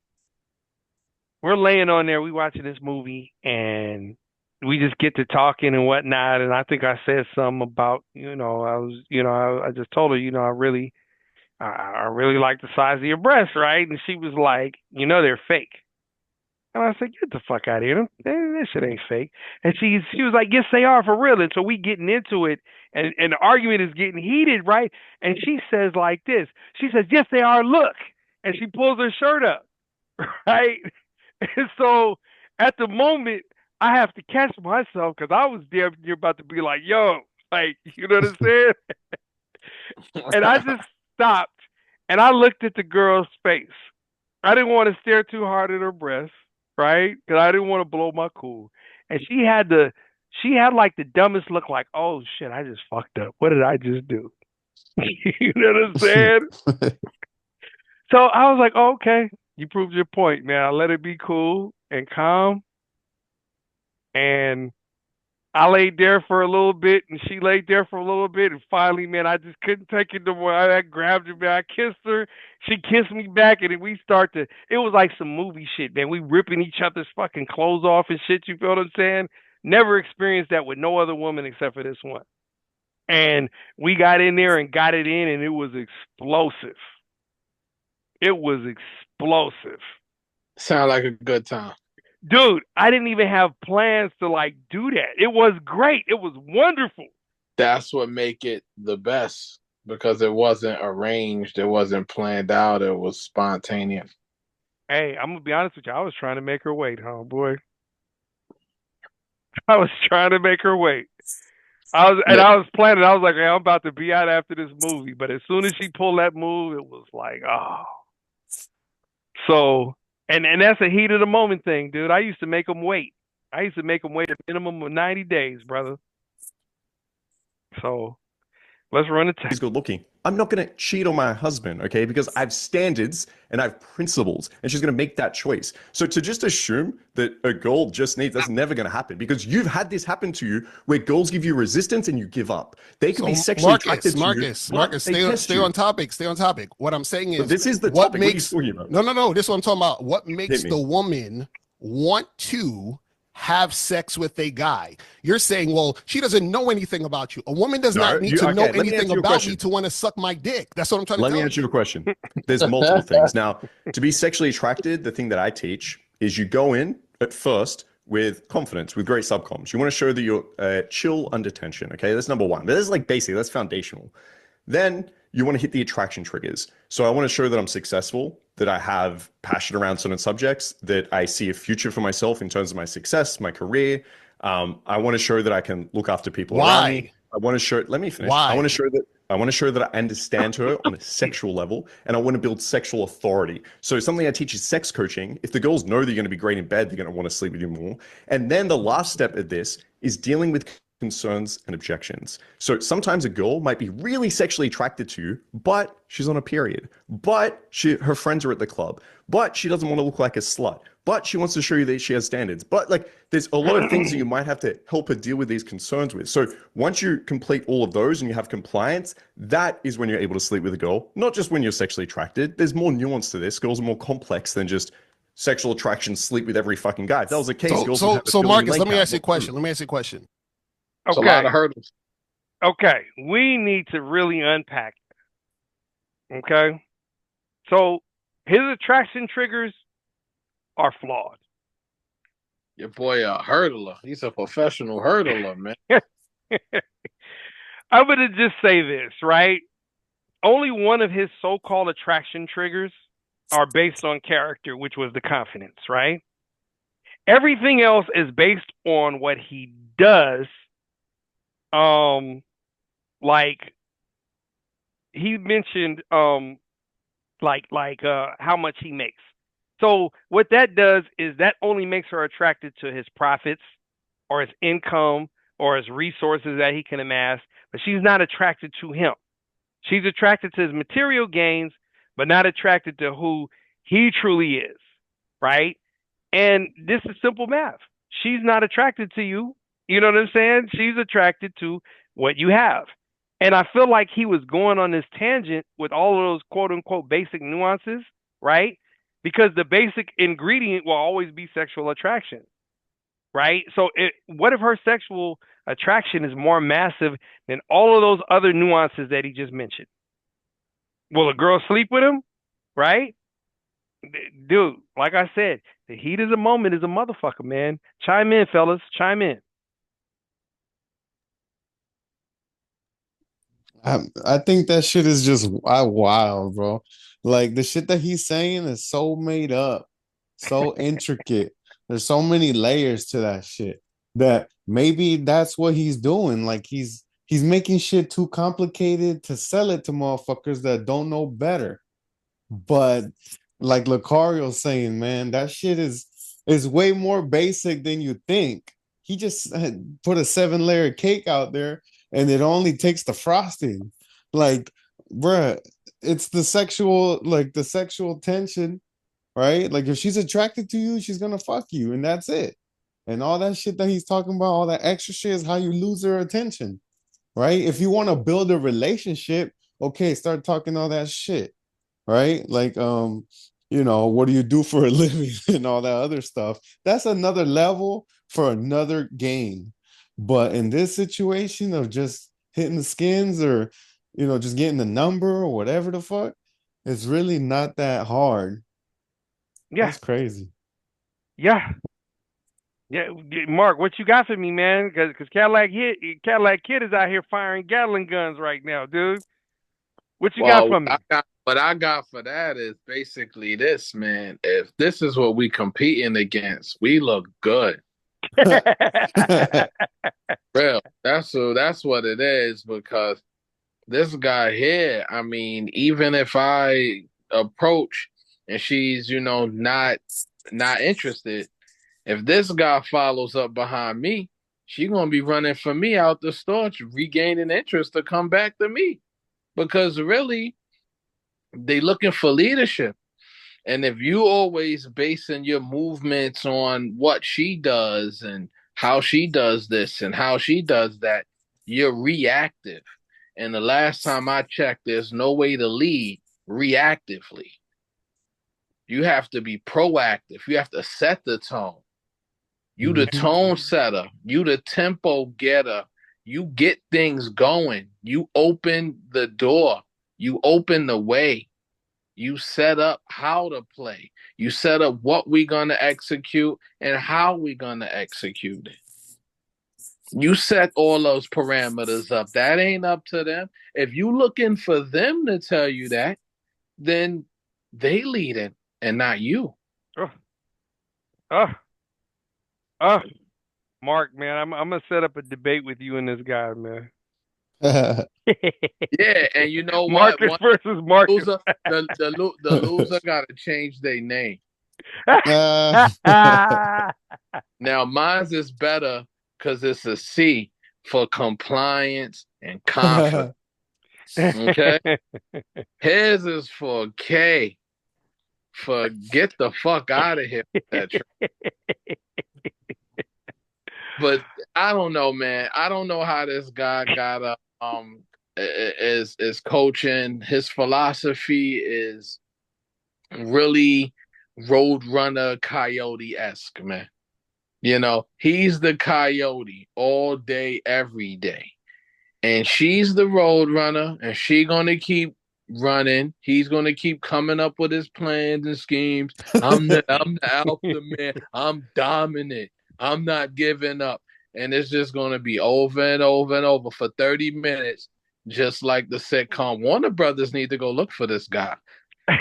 Hey, you know what, man? I heard Steve the Dean. Shout out Steve the Dean. I heard that fool say something similar to what you were saying, but he was just talking about how certain guys can pull off certain things, right? And other guys can't pull it off. Like, you're right. The dude is the coyote. Because think about this. The coyote will go and he'll paint, like he'll find a rock and then he'll paint like a street going all the way through the rock and whatnot. And when the Roadrunner gets to it, the Roadrunner will run right through that shit. And then he'll try and then run smack into the rock. Exactly. That's exactly him. Who he is. This is why he has such a problem with what Locario is saying, though, bro. You feel what I'm saying? So when you set up this debate with me and him, he got to change his name from Wolf to Coyote. Marcus the Coyote. Oh man. So you said you slept with women really quickly, correct? Yes, correct. Okay, now, so if you've slept with women really quickly, why are you wasting time 30 minutes with another woman? Because women are different, bro. Okay, so if you have one girl, she could have a 500 leg count, okay? She could be going to the club because she just wants to sleep with a guy. So when I go up and I show some confidence, she's like, yep, I'm down. And I can see that. I can test the compliance. I have this nuance, and I can be like, this girl, listen, she doesn't care what anyone else thinks. She doesn't care about being a slut. She doesn't care about any of this. And that's cool. I'm pro-sex. Let's do it. This is really fun. This is amazing. But the next girl I might meet, she might be, hey, I've been approached by a lot of guys tonight and they weren't masculine. So there've been other guys tonight that were confident, and then when I tested them, they crumbled. So maybe she tests a little bit now. I don't crumble. I'm a fucking man. And then she sees that. She finds out more things about me. Then she might have an objection. Maybe she's like, fuck, I'm on my period tonight. So maybe I'm half an hour in and I say, let's head back to mine. And she goes, you hear your boy? I can't, right? Not tonight. All these now, I think someone like you might just leave. I would say, like, what's up? Like, what's going on? Now, if she tells me, like, on my period, hey, no problem, right? I don't give a fuck, right? Going back to the last debate, I got some red towels. And so I'd be taking that girl home. So yeah, every girl is going to be different in terms of the So Now so he's so now he's smashing them on periods. You hear your man over yeah, there? I heard it. I heard He him. running through red lights. Somebody better call the traffic police. He about to catch a See, ticket. what you're saying How is you much they need to be able to change. Look see what he you. told So him. you change based on the woman. Yeah, I'd lead, of course, 100%. I'm a leader. So How No, do no, you no. I'm not lead? talking about lead. I said you change based on the woman. Now he said a lot. The more to unpack. Now the first thing he led with to me there was lay count. Any dude talking like this, kill the conversation. Head for the hills. Because what he's trying to do, he's trying to analyze a woman based on the amount of sex partners he thinks she's had, which is again something he'll never know. Right? And this is the thing too, man. Like, dudes put way too much emphasis on this, right? And we're gonna let y'all in on a little secret, right? Here's secret time. Here, let me just lay it out really simple for all of you slow cats. Like, I'm not knocking you for being slow, or let's say that you don't understand what you're hearing. Let me lay this out for you so that I'm going to demonstrate something for you, and I hope that you can catch this. Okay, I'm going to try to take it as methodical as I possibly can. A woman who's had less sex partners has a higher potential to go outside the relationship because she might feel like she is missing out on something and that she wants to experience more. Let me say that one more time. A woman who's had less sex partners has a higher potential to go outside of the relationship because she's going to feel like she wants to experience more. Like she feels like she could be missing out on something. And right, so a less experienced woman will be more prone to experiment outside of the relationship. Yes. And due to her lack of experience. And she feel like she might actually be missing something. The whole grass is greener on the other side philosophy. Now, isn't this the same curiosity of like the Pandora's box, right? Interesting pun, right? Pandora's little box, right? But also, if you remember, and I don't mean to go religified on y'all, but if y'all ever read the story of the man named Lot, moved to a city called Sodom and Gomorrah. You know what Sodom is, right? Sodom is ass fucking. And as I put it to Eddie Griffin terms, God was walking around and didn't like smelling all the shit. And he was like, hey, Lot, check this out, dude. I'm about to destroy the city. And Lot was like, hey, Lord, please don't do it, right? Either way, it ended up getting to a point where God decided to destroy the city. And he told Lot, he said, you and your wife, dude, I'm going to destroy this motherfucker. Do not look back.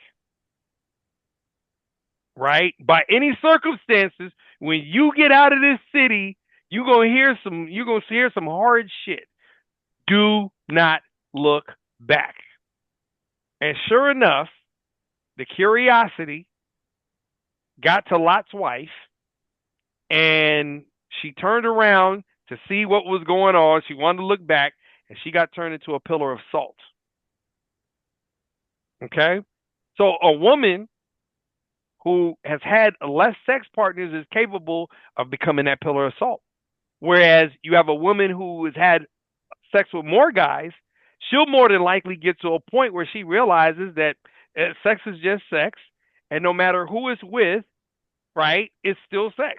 And she's not going to be as curious to go outside the boundaries of the relationship, right? It's like when we're young and we're like in our early 20s, we have to have a lot of sex and deal with a lot of women until we feel like we've had our fix, and then we grow up and mature, and now we're ready to settle down with a lady and build a family.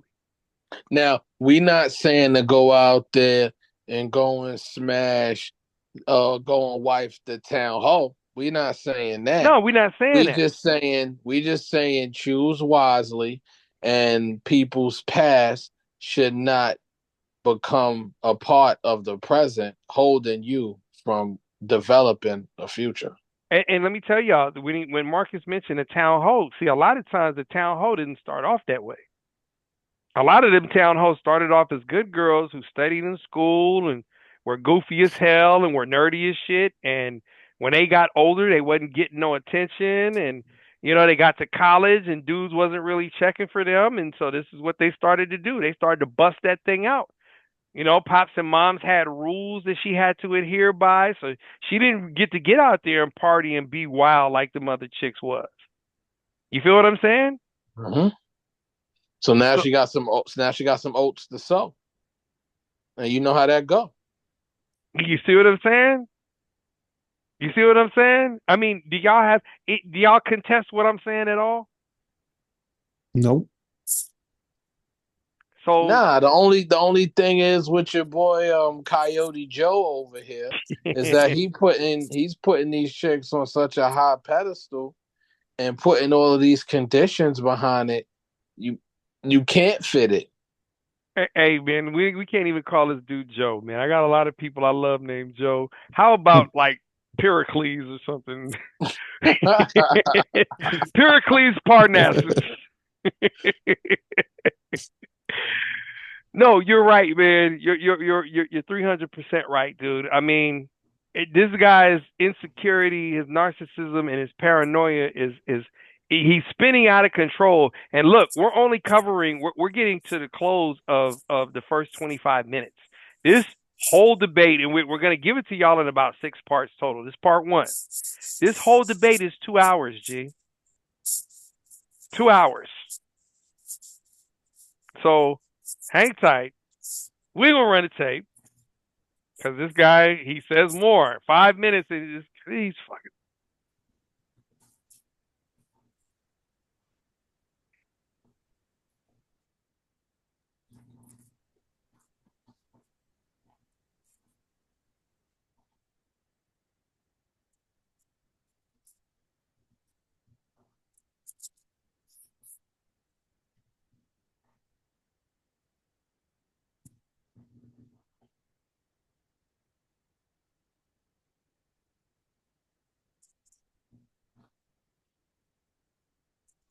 Did you share it? Huh? Did you share it? I thought I did. You don't hear anything? No, we're not watching it. Unbelievable. I'm fucking up. I'm so pissed off. Hold on. Because I was into it. I was about to fire up on a point just now. Oh man, we didn't watch it. Yeah, we ain't see it come back up. Oh, wait. Sorry about that, fella. This is my bus. Because I was over here getting heated. I was like, oh. Okay, hang on. I'm taking it back. Sorry about that. Here we go. I'm on my period tonight. So maybe I'm half an hour in and I say, let's head back to mine. It's just silly. Like, why is that silly? So much opportunity here. You need to be. What is the opportunity I'm missing? Hold on. Once I found out enough, and so what I'm saying is that in one situation you're like, going back to the last debate, I got some red towels, and so I'd be taking that girl home. Take it so back yeah, every goal is going to be different in terms of. So basically, what you're saying is you change. So you change based on the woman. That's funny. Yeah, I'd lead, of course, 100%. I'm a leader. So no, I'm not talking about lead. I said you change based on the woman. Because obviously you would have sex with both types. Let me explain. I'm a very masculine dominant man that understands women. So I don't change. I'm constant. I'm the same. But you just said you change. If she gives me behaviors, my actions, of course, are going to change. If a girl's crying in the club, that's what I'm saying. You're changing for the woman and just be like, "Hey, you're really sexy," right? I'm going to be like, "Yo, is everything okay?" So of course, I'm going to change. Like on this debate, if you say some silly things, I'm probably going to tell you it's wrong. I'm not just going to sit here on every single debate I'm on. No, Marcus, you're not listening to what I'm saying. What I'm saying is, are you trying to fuck the girls? Are you trying to have sex with the women?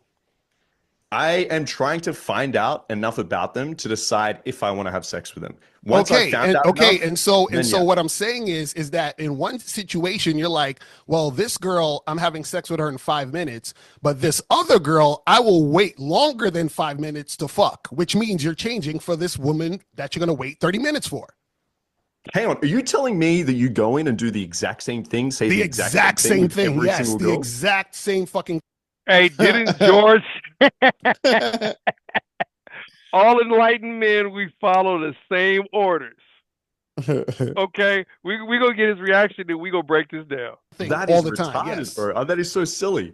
Like, why you're is that missing out silly? on so much opportunity here. You need to be What able is the to adapt what is the to opportunity I'm certain missing out on? situations, right? What Like, is that? Okay, what is the opportunity? your- Tell me, please. Go ahead. the opportunity. If you have an amazing girl in front of you, okay, she's very attractive. She's like a 9 out of 10. Okay, she has really cool friends. She's got a great personality. She's funny. And you just go in there and you're like, hey, you look really sexy in those jeans. And she's like, do you just say that to every girl? And then you walk away. Yeah, you miss out on a great opportunity with a cool girl.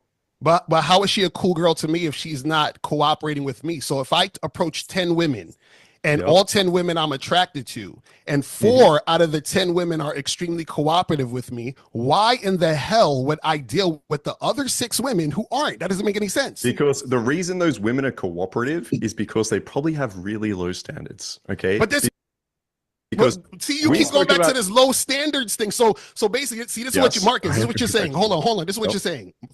Understand what you're talking about.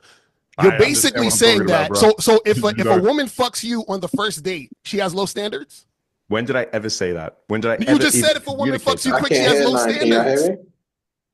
Huh? Yeah, we can hear you. Oh, okay. George, were you able to hear? Yeah. You didn't hear none of that, Marcus? No, I heard it. I just didn't know if y'all heard me. Yeah. We coming to the close. Angel number 2222. Is 5 minutes the same as on the first night? If a woman fucks you 5 minutes, she has low standards. The same So as what I said earlier, which is at least half an hour. Is Marcus, that if the she same fucks thing? you in 5 minutes, does she have low standards? Yes or no? I wouldn't binarily say 100% she does, but my guess would be yes. Okay, so then what does that say about you? What do you mean? What does it say about me? If you say that a woman who wants to fuck you in 5 minutes has low standards, that means that you're saying that you are low value. No, it's not. It's saying yes, that it is, because you're saying, well, why would she fuck me so quick? I must be low value. She has low standards. That's why she's fucking me quick. Okay, so just because someone has, I agree. I 100% agree. If I met a girl and I was like, hey, my name's Marcus, she's like, let's go to the bathroom right now. And I was like, all right, let's go. And we fuck. Hold on, man. We're going to let the last little 2 minutes run, but I have to interject here, man. I do. Because he's running all over the place at this point, right? He just agreed to being low standards. Right. That's what I heard. Yeah, man. And then, you know what? Hold on, man. Hold on. We're going to just let it run till the end. And then we're going to open the floor up a little bit. Hold on. Hold on. I didn't share it again, did I? Nah. Yeah, I got a little bit beside myself again. Hold on. I scaled it back. Because this just triggers me, man. It triggers me too much. So it does, man. It just does. And I hate it because I shouldn't let... If a woman fucks you quick, she has low standards. Is 5 minutes the same as on the first night? If a woman fucks you 5 minutes, she has low standards. The same so as Marcus, what I said earlier, Marcus, which is at least half an hour. Is Marcus, that if the she same fucks thing? you in 5 minutes, does she have low standards? Yes or no? I wouldn't binarily say 100% she does, but my guess would be yes. Okay, so then what does that say about you?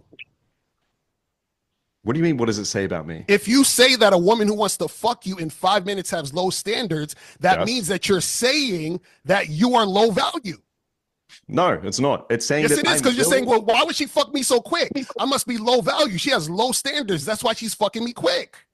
Okay, so just because someone has, I agree. I 100% agree. If I met a girl and I was like, hey, my name's Marcus, she's like, let's go to the bathroom right now. And I was like, all right, let's go. And we fuck. That's probably not the girl I'm going to marry or have like. Did you want to fuck her? Did you want to fuck her? If she's hot and I'm horny, then yeah. Okay, so then what's the problem? Keep in mind, these are the only girls that you have sex with. You only have sex. I asked you this question last time. If you had a choice between a 9 out of 10 who was amazing, incredible, but she needed to test first, but you came up and she's like, hey, do you say this to all the girls? Or you had a 6 out of 10 that was just like, yes, please, anything for you. Which one would you choose? What's a 9 out of 10? A woman that you consider in the top 10th percentile of women compared to a woman that you consider about how she looks. How she looks. We could go with both. Now, typically as men, we focus more on looks. Like if I'm saying a 9 out of 10, it's going to be a large weighting of looks and then the rest personality. But you can choose. There's a 9 right, out but of this 10. is what I'm saying. Part of what makes a woman a 9 or a 10 to me is cooperation. So if she's not cooperating, she can't be a 9 or a 10. Exactly. So you would pick the 6, right? I'm picking the one who's cooperating and who I'm attracted to. So what I'm saying Okay, so let's say a woman is there's a not 9 going to out of 10. be We can a go by 9 or a looks. 10 Let's if go she's by looks. uncooperative. It's Let's go by impossible. looks. Okay, so let's just go clearly by looks. We're just seeing two girls in the club right now. So we can only go off looks. Let's argue that Right. at the moment. So you see one girl's 9 out of 10, really fucking hot. And you see a girl's below average, like a 6, right? Or average. Now you go up to the hot girl and she needs a test. She's been opened by like a bunch of guys tonight. And now she says, do you say that to all the girls? And then the other girl, 6 out of 10, is like, oh, your name's Locario. That's so amazing. Oh my goodness. Who do you go for? I'm going for the 6 because she now turned into the 9. And the 9 turned into the 6. That's the difference. Hey, we're gonna close. We're gonna close and go into our shit on that one because you see how he just flipped him. That was cold right there. So this is the thing. I just want to take it back a little bit because he said that Locario, if he doesn't deal with a woman, that like if he deals with a woman, if he approaches a woman and the woman is non-compliant or whatever, that he's crumbling, right? And so this is the thing. It has nothing to do with crumbling, right? It's about, because he keeps going to this 30-minute thing, and he was saying that, you know what, 5 minutes and 30 minutes isn't the same, and he's right. 5 minutes and 30 minutes isn't the same. He was trying to say he was trying. It's 6x. Yeah, it's a 6x, right? So what he's basically saying is that if you fuck a girl in 5 minutes, she's low standards, but if you fuck her in 30, it's different, right? So this is the thing. It's about, are you the dumbass who's willing to spend 30 minutes running your mouth, or are you about business? So, shout out to 50. If y'all remember the beginning of Wankster, he said, I got a lot of living to do before I die, and I ain't got time to waste. You feel me?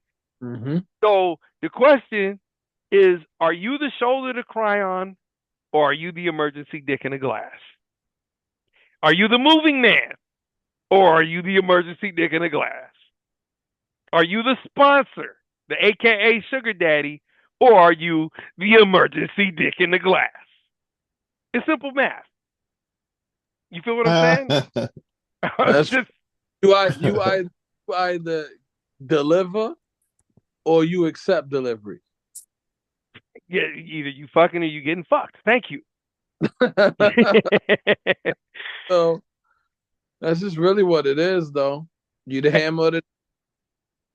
And he's saying if you miss out on a non-compliant woman, that you're missing out on an opportunity, right? And if I was back in the Scummy Ways days, his girl would have drained him for his goods, and she would have financed the revolution for me. I could have bought Bitcoin at a ridiculously cheap price and been a billionaire today. Where was this nigga Markus Wolf at? Well, my thing is to my understanding and what I gather is that he takes attraction over compliance. Yes, and this is why he has a problem. This is why I feel for any of his students. Okay? I feel for any of his students, because the fact of the matter is you could look at a female who you consider to be a 9 and you talk to her and she's stubborn, that you keep her at that 9 level. I'm going to just tell you, if I holler at a chick and she's a 7, her compliance, like Locario just said, she turned herself into an 8 or a 9. You feel me? I mean, to me, it's like the stock market, man. You rise and fall based on your movements and the action of the market. Facts. You rise and fall based on the action of the market. The market moving right, up, up, up. Your attitude suck, down we go. Hey, you know what? I feel like Cadillac Kid over there shooting TikToks, man. You know what I'm saying? Cadillac, man, come come and let us know if we wrong right now. Did you hear anything false coming out of Marc da Champ of my mouth, man? Of course I did, man, and I agree with y'all. I mean, that makes sense. What this fool's saying doesn't make sense. Um, what's that shit that white people say? They'd be like, a bird in the hand is worth They two were in two in the the bush. like, yeah, man. Like, bro, who cares if she's a 10 if you ain't fucking her? Like, who cares if she's a 9? As Like, soon as she don't want to deal with me, she don't got them she a numbers no more. 0. That's it. Exactly. A She's loss a is a 0. loss. Yeah, like any girl, and we're not talking because some people might misconstrue that, like, a 6. Oh, you can only get, these 6s and 7s, like these ugly bitches, and you're trying to advocate for them, but that's not the point. You know what I'm saying? Like when you're in the fucking field and you got something in front of you, you gotta spit your game. And it's a numbers game at the end of the day. And if you want to wait out, just because you getting somewhere with a girl doesn't mean you gotta fuck her. It's all part of there's so many levels to the game. Yeah. And you gotta keep that iron sharp. You can't just attack every time you see a 10. You'll never get the bitch. Just like you can't every time you apply for a job, it's your dream job, but you don't have the experience, so you never make it past the interview. Oh wait. You know what I'm saying? You gotta practice. You gotta be in the field. I wish I had the little explosion sound right about that. That's right. That's Funk when Master my boy Flex. Biggie come on, spit your game, talk your shit. You know what I mean? You just gotta be in the game. Dude, you know what's crazy to me is he said that he gets every girl every single time. Who, that Mark dude? Yeah. There's no one in the history of this game who was able to pull every single girl that they want. So that's an lying obvious on his Johnson, man. Thank you. On his Johnson. And it's an obvious lie, right? It's an obvious lie. And the thing is, it's all fabricated, man. It's all fabricated, and he feel like he can argue his way into the pussy. And that's the whole thing that's crazy to me, because think about this, man. Like, you really shouldn't even be trying to get the motherfucker's number. You need to be trying to give your motherfucking number out and move to the next one. But here you is 30 minutes. Okay, so the average time that I get to the club is about 11 o'clock. When we met up at met up at 5 Points back in March, right? And that's crazy. That was almost a year ago already, right? But when we met up at 5 Points back in March, wasn't it like 11 when we all linked up? Yeah. It was late. So if I'm hollering at a bitch as soon as I get into the club, by the time I'm done, it's already 11:30. You feel what I'm saying?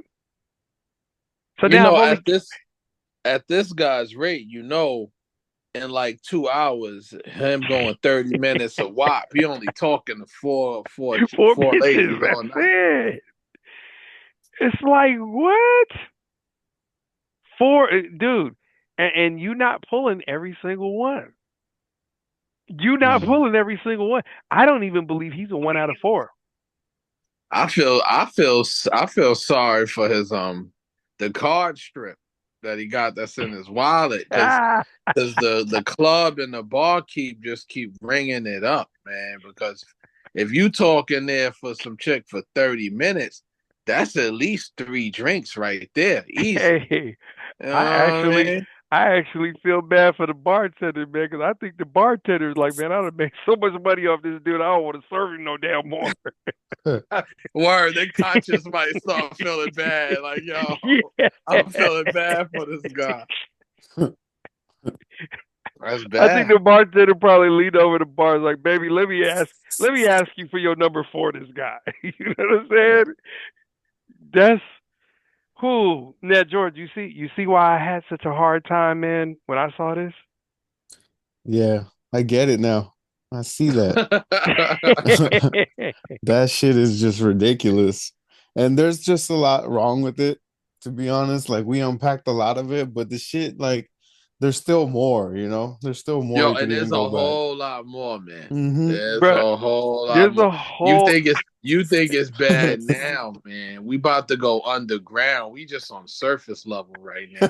We about to Dude, go underground and all that, man. We might even find some fossils or something down there. You never know. brother. Because we gotta dig deep to get into this. Somebody gotta help this dude because these chicks been burying him for like years. Hey, dude.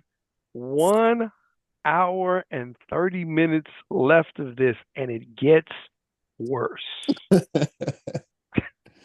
That's crazy, man. I mean, I don't even know how he got to like that level of just whatever the fuck's wrong with him. Like, I think, because, when I was starting out, I didn't start out with the most game, Nobody right? I'm did. talking like, yeah, like middle school, high school and shit. And then I saw other people that didn't have a lot of game, but we were all getting bitches still.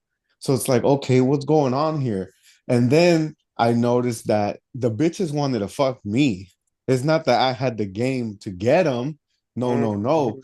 And I think this guy might have had some situations where, some bitches wanted to fuck him. So even though he said some stupid shit, like they looked past it and they just wanted to fuck him, good for him. But he got some sense of entitlement off of that shit, Yeah, they right? call that macking on accident. Shout out to Miles Yeah, Cunningham. yeah, and I think he's kind of entitled to whatever little game that he's had, and trying to turn it into a business.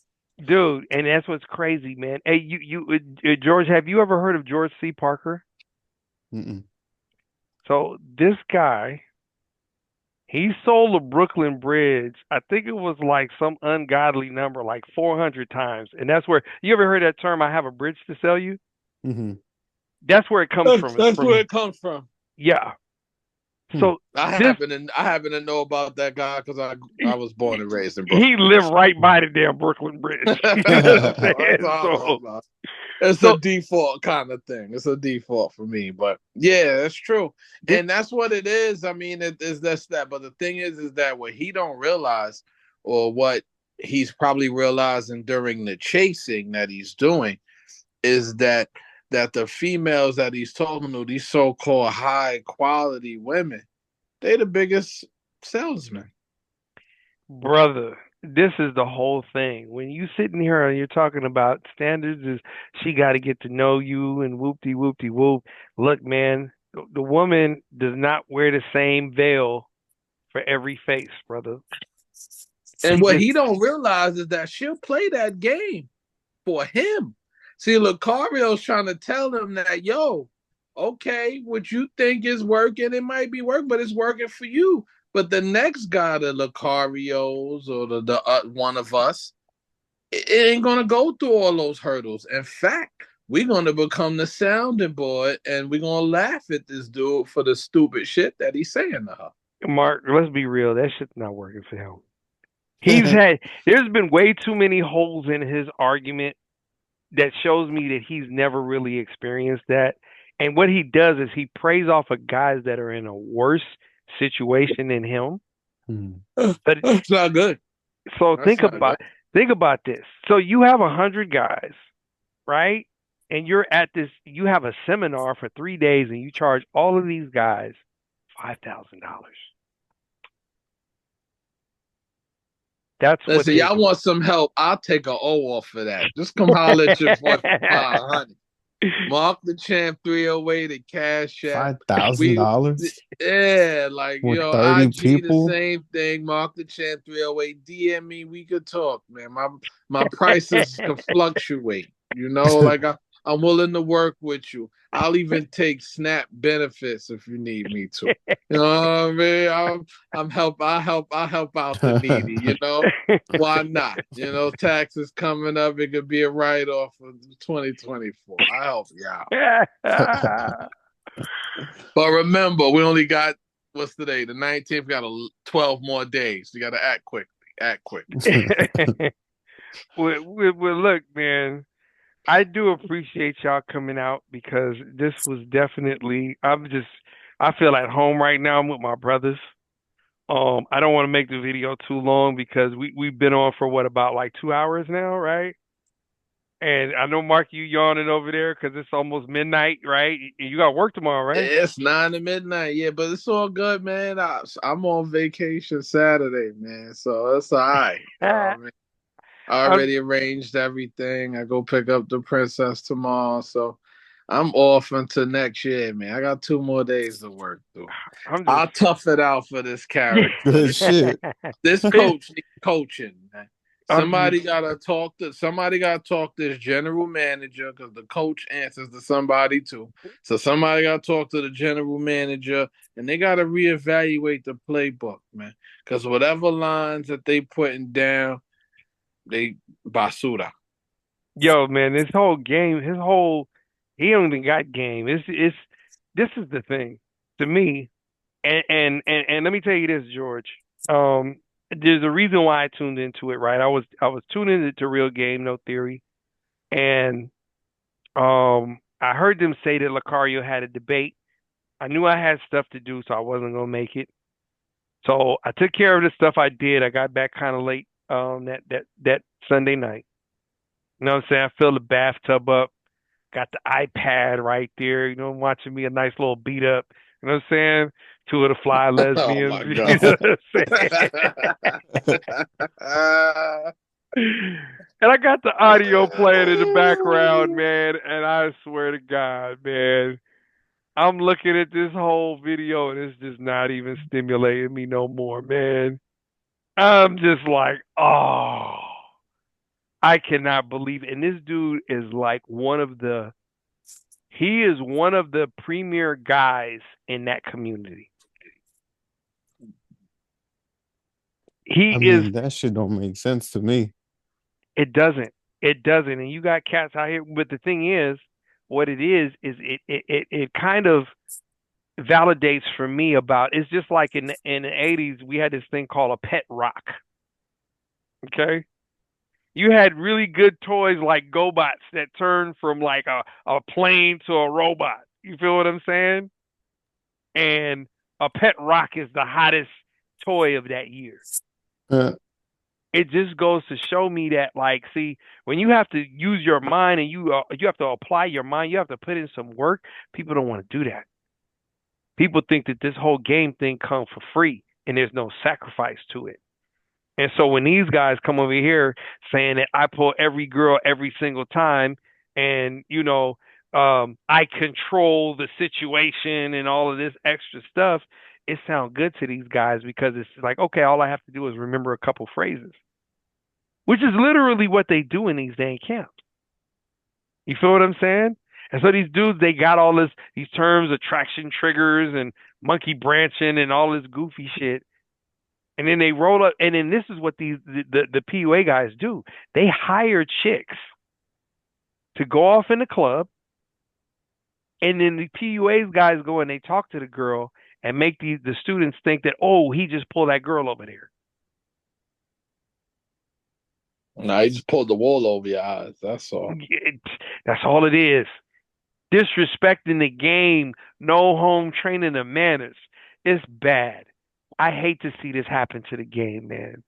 The game ain't never been about a lack of integrity. You feel what I'm saying? yeah, So, I mean, 5,000 times 30, they can buy bitches for every one of them. That's what I'm saying. So dude, holla at us. We'll drop a O off for you. You know what I'm saying? Holla at one of us. We'll drop a O off for you. Reasonable 500. You know what I mean? We don't even need 5,000. We go 500.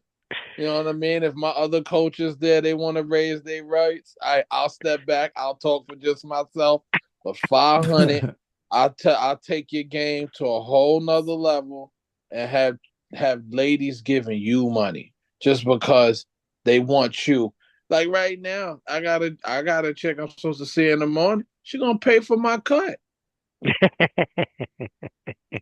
She paying for my cut.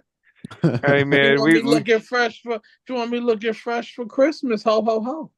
and we done already been out there, man. We done been out there, man. I had one that paid for George, and I had to go out on a date with her and his sister.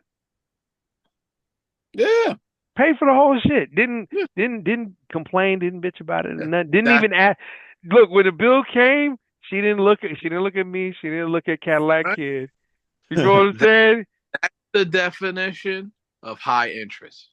There it is. High interest. There it is. There it is. For Markus Wolf, who's never seen it before in his entire life, that's what high interest looks like.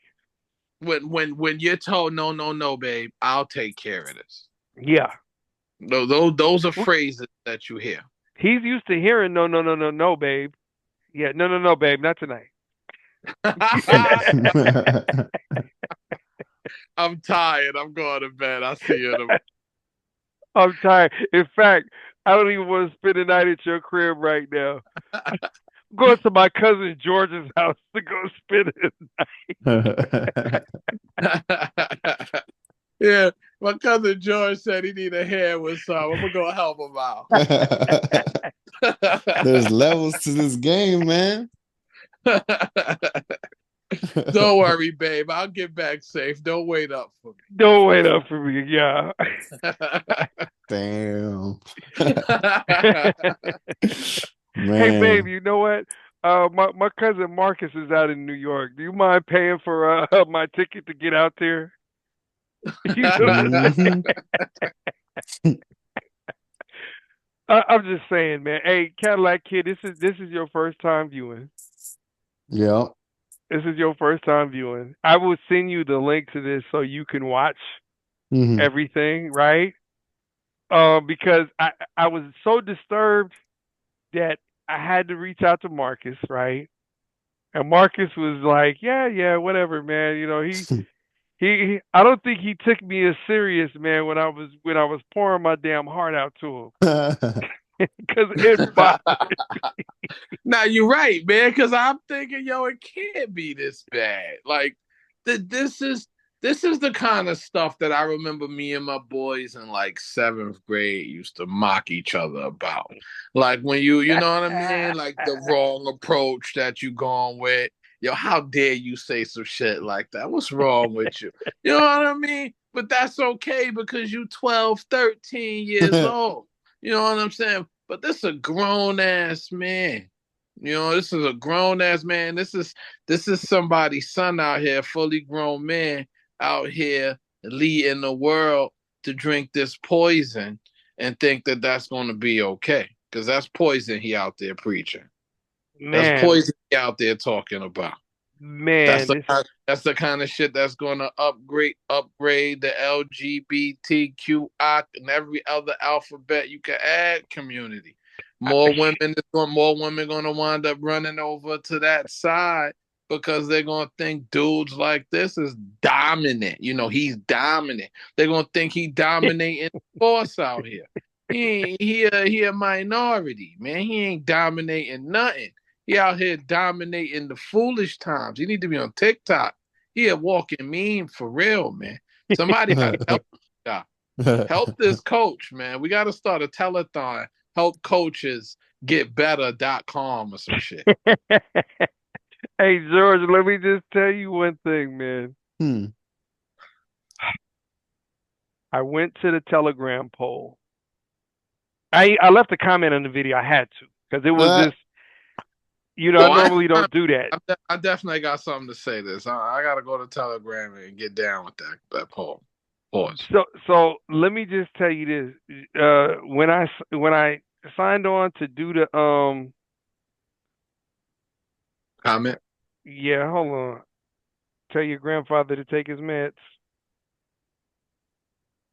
So this is the thing, right? When I logged on in there to go vote, they had Marcus up 64% and Locario at 26%. Like, what's the poll? Who won the debate? Who won the debate? And the winner is the white dude or whatever. Well, I will say this. That is also according to people who are subscribed to that Telegram, right? But that's a real thing. It's their community. I will say that.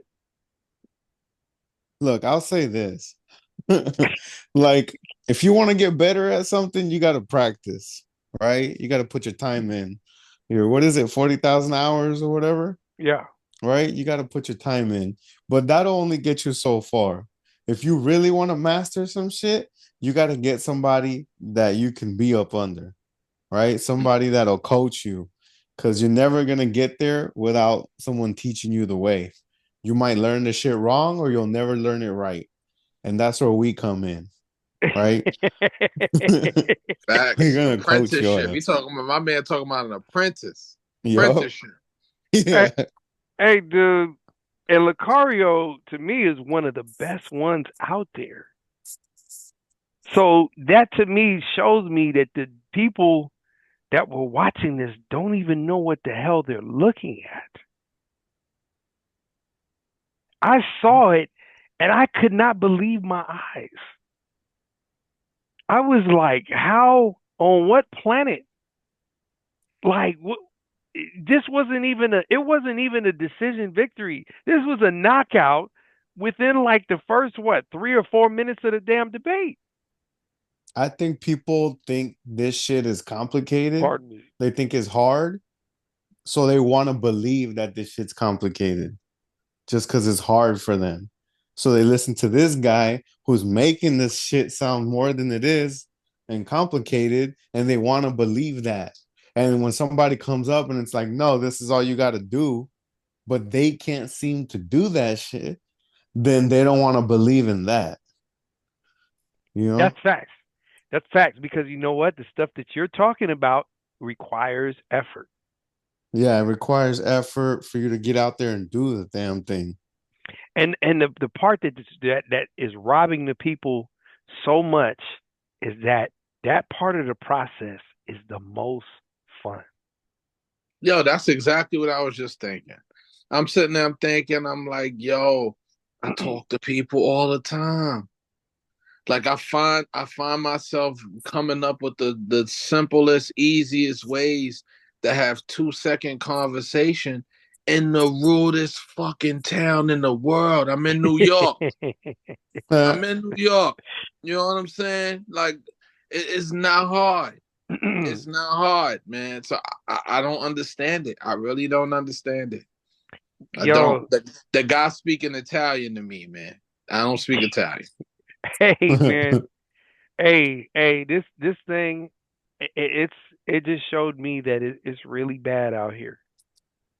It's really bad out here, man. And we got dudes who are now trying to siphon this stuff from the streets, and I don't appreciate that, because this was born in the street. This is a whole survival technique, and the people who came before us laid it down for us. You know what I'm saying? So I feel like it's a disrespect to them if we let shit like this go on. You feel what I'm saying? This is ultimate disrespect. I mean, these dudes are talking about attraction triggers and body counts and yeah, I gotta do my due diligence, man. I didn't know blatant forms of just this nastiness was just infiltrating the system. Hey, dude. I felt like an outbreak is like underway, and we're the exterminators that got to put it out, brother. I feel like the game is our religion, and these motherfuckers going against the church. Yeah, and we're gonna take that as disrespect. Yes, that's the fact. And we need to have a crusade. I believe we need to have a crusade, dude. It's time to purge. You know, yeah, shout out to we well beyond the intervention at this point. Yeah, man, because it's like this. Hey, George, I got somebody right now who I'm helping get up there. You know the individual. All right. You know the individual from work. Yeah. Okay. And let me tell you, his point where he's at right now. He's able, because remember, he was a part of all that stuff. Mm-hmm. He was able to look at you know who I'm talking about, don't you? He was able to look at the debate and be like, yo, I don't understand how I ever believed anything these dudes were saying. Uh-huh. Oh, Oh, really? someone converted. Someone's My converting. brother, my That's the kind brother. of We got a testimonials I conversion. want to hear. I'm just gonna tell you, I took this dude to one of our buildings one morning, and because we had been practicing some certain things, I took him to the building one morning where there's two young receptionists, and both of them are fly. Okay, so I'm on one, he on the other one, working it, Mm. working it. George, I think you know who I'm talking about. I do. And you always fuck with the receptionist because that's how you get your foot in the door, motherfucker. And the That's thing a is this, fact. I didn't let him take it too far to where he You're was gonna fuck going it in for up? the kill because we worked there, right? Oh, that. And he's not ready for that level yet. Like, so I did make sure that I pumped the brakes on it. But the fact that he was in there like a wild dog with some raw meat. Really? Yes. Okay. See, the shit works. I'm just saying, I want to make sure we're on the same page. Yep. You know what I'm talking about. Oh, yeah. Parent used to work there. Mm-hmm. Yeah. Mm-hmm. Even Damn. further than our other projects. Oh, we had a fucking one hell of a project back in the day. And Marcus, let me tell you something. We got this dude so equipped that this mug, he caught like a 50-yard pass and ran all the way to the end zone and down the ball on the 1 yard line. No. He got a touchback? He He downed gave the ball up. He fumbled the ball at the one that got a touchback. He didn't for the other fumble the team? ball. He downed it. He ran to the 1 yard line. He didn't want to score. The So he clock didn't want had to score. expired. The clock had expired. And he downed the ball at the 1 yard line. Well, all right. What was his explanation behind that? What possible garbage can he say to justify such I think he nasty just action? wasn't ready. He wanted I his think he wasn't first ready. time to be special. What an idiot. What? So we're talking he's a virgin? It was Yes. It was the most project that you could ever think about. Oh my God. Dude, Mark, I'm telling you, what's funny, I told Chris about this, George. I told Chris, and Chris is like, special. He's like, the first time ain't never special. You know what I'm saying? Just get it over with and get on the board. Not Dude, for you, not for the girl. Mark, the cat was finger popping something on the dance floor. Mm-hmm. What? Like ready that. to go back to the Momo with him. So he was in the pool getting wet and just didn't want to dive in? Yes. Oh yeah. It was self-sabotage. He had his feet and his hands in the water, bro. Oh man. See, he was damn near baptized. Yes. Wow. Yes, and he chose the devout route of Satanism. Well, hey, mental health is real, man. Anxiety is a mother. Anxiety can trip you up, man. If your confidence ain't where it needs to be, that leaves room for anxiety to dominate. And if anxiety dominate, you can't pull nothing off, man. The thing is this, brother, he was already there. He was in the promised land. He was just like, you know what? He said, right, but that's where the anxiety come in. He was afraid of executing. He didn't think he can execute. He didn't realize that his body is designed to execute. Like how things line up, those organs that they line up at what I refer to my consumers at the job is the equator. You know what I mean? How the equators line up. Like, nah, man, nah. He had his hand. needs. He had his hand in one of those organs all the way to the knuckle. So then he rather deal with Pamela and her friends Pinky and them instead of chilling with the ladies. I'm gonna just tell you, he got Pamela all wet and smelly, homeboy. Oh man. He was Well, why he was he ain't have switching. to break Hey, out the he ain't have he to was break out the switching. tartar sauce, man. He Come was on. switching fingers up in there. Like this No. is how ready it was for him to go. And when we were leaving, the joint was like, "Yo, are we going to the hotel?" And he's like, "Nah." And I'm like, "Yo, what? Why? Why?" And he said, "No, dude, I want my first time to be special." He got scared. Oh wow. Yeah, he got scared exactly, man. And you know what? He was lit. Elvis started playing in his head, and he got all shook up. as much as Cadillac Kid laughed about the situation that night, Cadillac Kid refused to help him at all after that. Because he popped up on another situation. Was that Bumble, George, that he was using? He popped up on another situation. He was back by my cube and whatnot.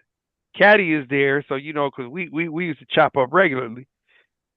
And this dude is telling us about the situation, and and we like, okay, so what's the game plan? And he lays the whole game plan out, and we like, hell no, hell no, no, dude, no, no. If anything, she's gonna get a restraining order, or you fool. You know what I'm saying? And it wasn't even nothing physical. It was just the game was that bad. Okay? That's because Cadillac feel like he can't get right. You know what I mean? That's Like exactly he what can't it make was. it happen. And And look, why am I going to waste my time and put energy into something that I know ain't going to work? It's like you have a car with a fucked up engine, but yet you sitting there trying to cut the damn car on when you know the engine is fucked up. dude. You can't cut the car on because the engine fucked up. Hey, Mark. Let me take it a step further with the car, man. The car, when we turned the ignition, the car said, "Get the fuck out." Yeah. The car started arguing back with us. What? The car started arguing back with us. Hey, Cadillac Kid lost his temper and said, "Hey, dude, I'm done. I can't help this fool no more." And he bounced. Yeah, I mean, because that's like an episode of Knight Rider and Kid telling Knight Rider get the fuck out of the car. Hey, dude. Hey, and look, and sure as shit stinks, he went with the game plan that he thoroughly knew that was gonna work. And sure enough, the shorty said, "Hey, dude, please just don't call me anymore. I don't want nothing to do with you." So then that means she tapped out. Yes. She tapped out. She met with him. She met with him, and I was like, "What happened?" He didn't really want to even listen to this. He was there because of me, right? And I asked him, and he was like, "I don't even want to hear it." No, I mean, I don't blame him because it seemed like he had the golden ticket, but didn't realize that he had the golden ticket. Like today is the day to operate, and you like, no, I'll wait till next month. What? My dude. He told us straight up. Like he was like, "I did so and so. Shorty left the date early and everything." Right? And look, he was like, "Well, why are you leaving?" And she was like, "I'm about to go commit suicide." What? And he got ladies getting ready to go and speed up their expiration date. Yeah. And the fool, he reached out to her a couple of days later, right? And she was like, "Yeah, I noticed that your picture's still up." You know what I'm saying? And she was like, "Look, just don't contact me ever again." I don't blame her. Son That's trying as to bad put as on it a milk gets. carton. That's as bad as it gets. He down the ball at the 1 yard. I would never forgive him for that, Mark. Never. Nah. Never, because we put look, it was to the point where he and I ran out to the Burlington Coat Factory and got clothes to really go out that night. You remember that, Caddy? Yeah, I think I was there. Man, took him all the way out to the Burlington Coat Factory to get him, Oh, and you got him his little haircut and everything. I took him to Chop. Oh, Chop laced him. Chop took care of him. Dude, let me tell you something. He was getting compliments around the job. He ain't never had before. Oh, Chop so the tone was set. Everything was right. Dude, he had the gear, right? And he, I thought he was going to get something goofy when we went up to the Burlington. He picked out some nice clothes. I will say we did help him a little bit with that, right? Mm-hmm. But he got something that it made him look mature. You know what I'm saying? And he a young dude. He was like 24 at the time. You feel me? Thank you. Go ahead with that. No, man. I'm saying he a young dude. So him, you know how it is when you 24 and you get that mature look. You know how many like shorties is attracted to you when you got a mature look at 24. You at that prime, that young prime, dude. And this is what we did. We lobbed the ball into the air. This was a spiral. This was like one of the most perfect spirals ever thrown, my brother. And he caught the ball. It looked like a textbook catch. So he looked good. Everything was lined up. Everything was good. Mark, he had a perfect stride running down the field like this, Mark. Perfect. He had the ball cuffed. He had the ball cuffed here so he couldn't fumble the ball. So he got to the 5-yard line and started thinking about, oh man, it's finally gonna happen. And he got to the 1-yard line, so I can't do this. And down the ball. He didn't even stop before he downed the ball, brother. He didn't have the decency to stop and just turn around and look at us either. He just ran to that 1-yard line and downed the ball. Despicable. That's bad, man. The one thing I will give him, he had 22 shots of Hennessy that night. Oh, okay. All right. One thing I will give him, when the dude needed to throw up, he didn't throw up in my car. He said, pull the car over. I need to give it up. I give him props for that. I give him credit for that, because if he had threw up in my car and down the ball at the 1-yard line, we'd have had to fight. I'd have dropped him off in the middle of the highway and drove off, dude. That was a bad night, man. That's rough, man. That's rough. That's an epically bad story. Hey, what was funny was Cadillac Kid was laughing when we was at the little pancake spot afterwards, and he was like, if we really wanted to, some bitches would have got fucked tonight. Because everyone that was with us, they were ready. Yep. Mm-hmm. Well, I'm not saying that they wasn't up to my standard. They didn't do nothing in particular for me to feel like they really deserve what I got to give them.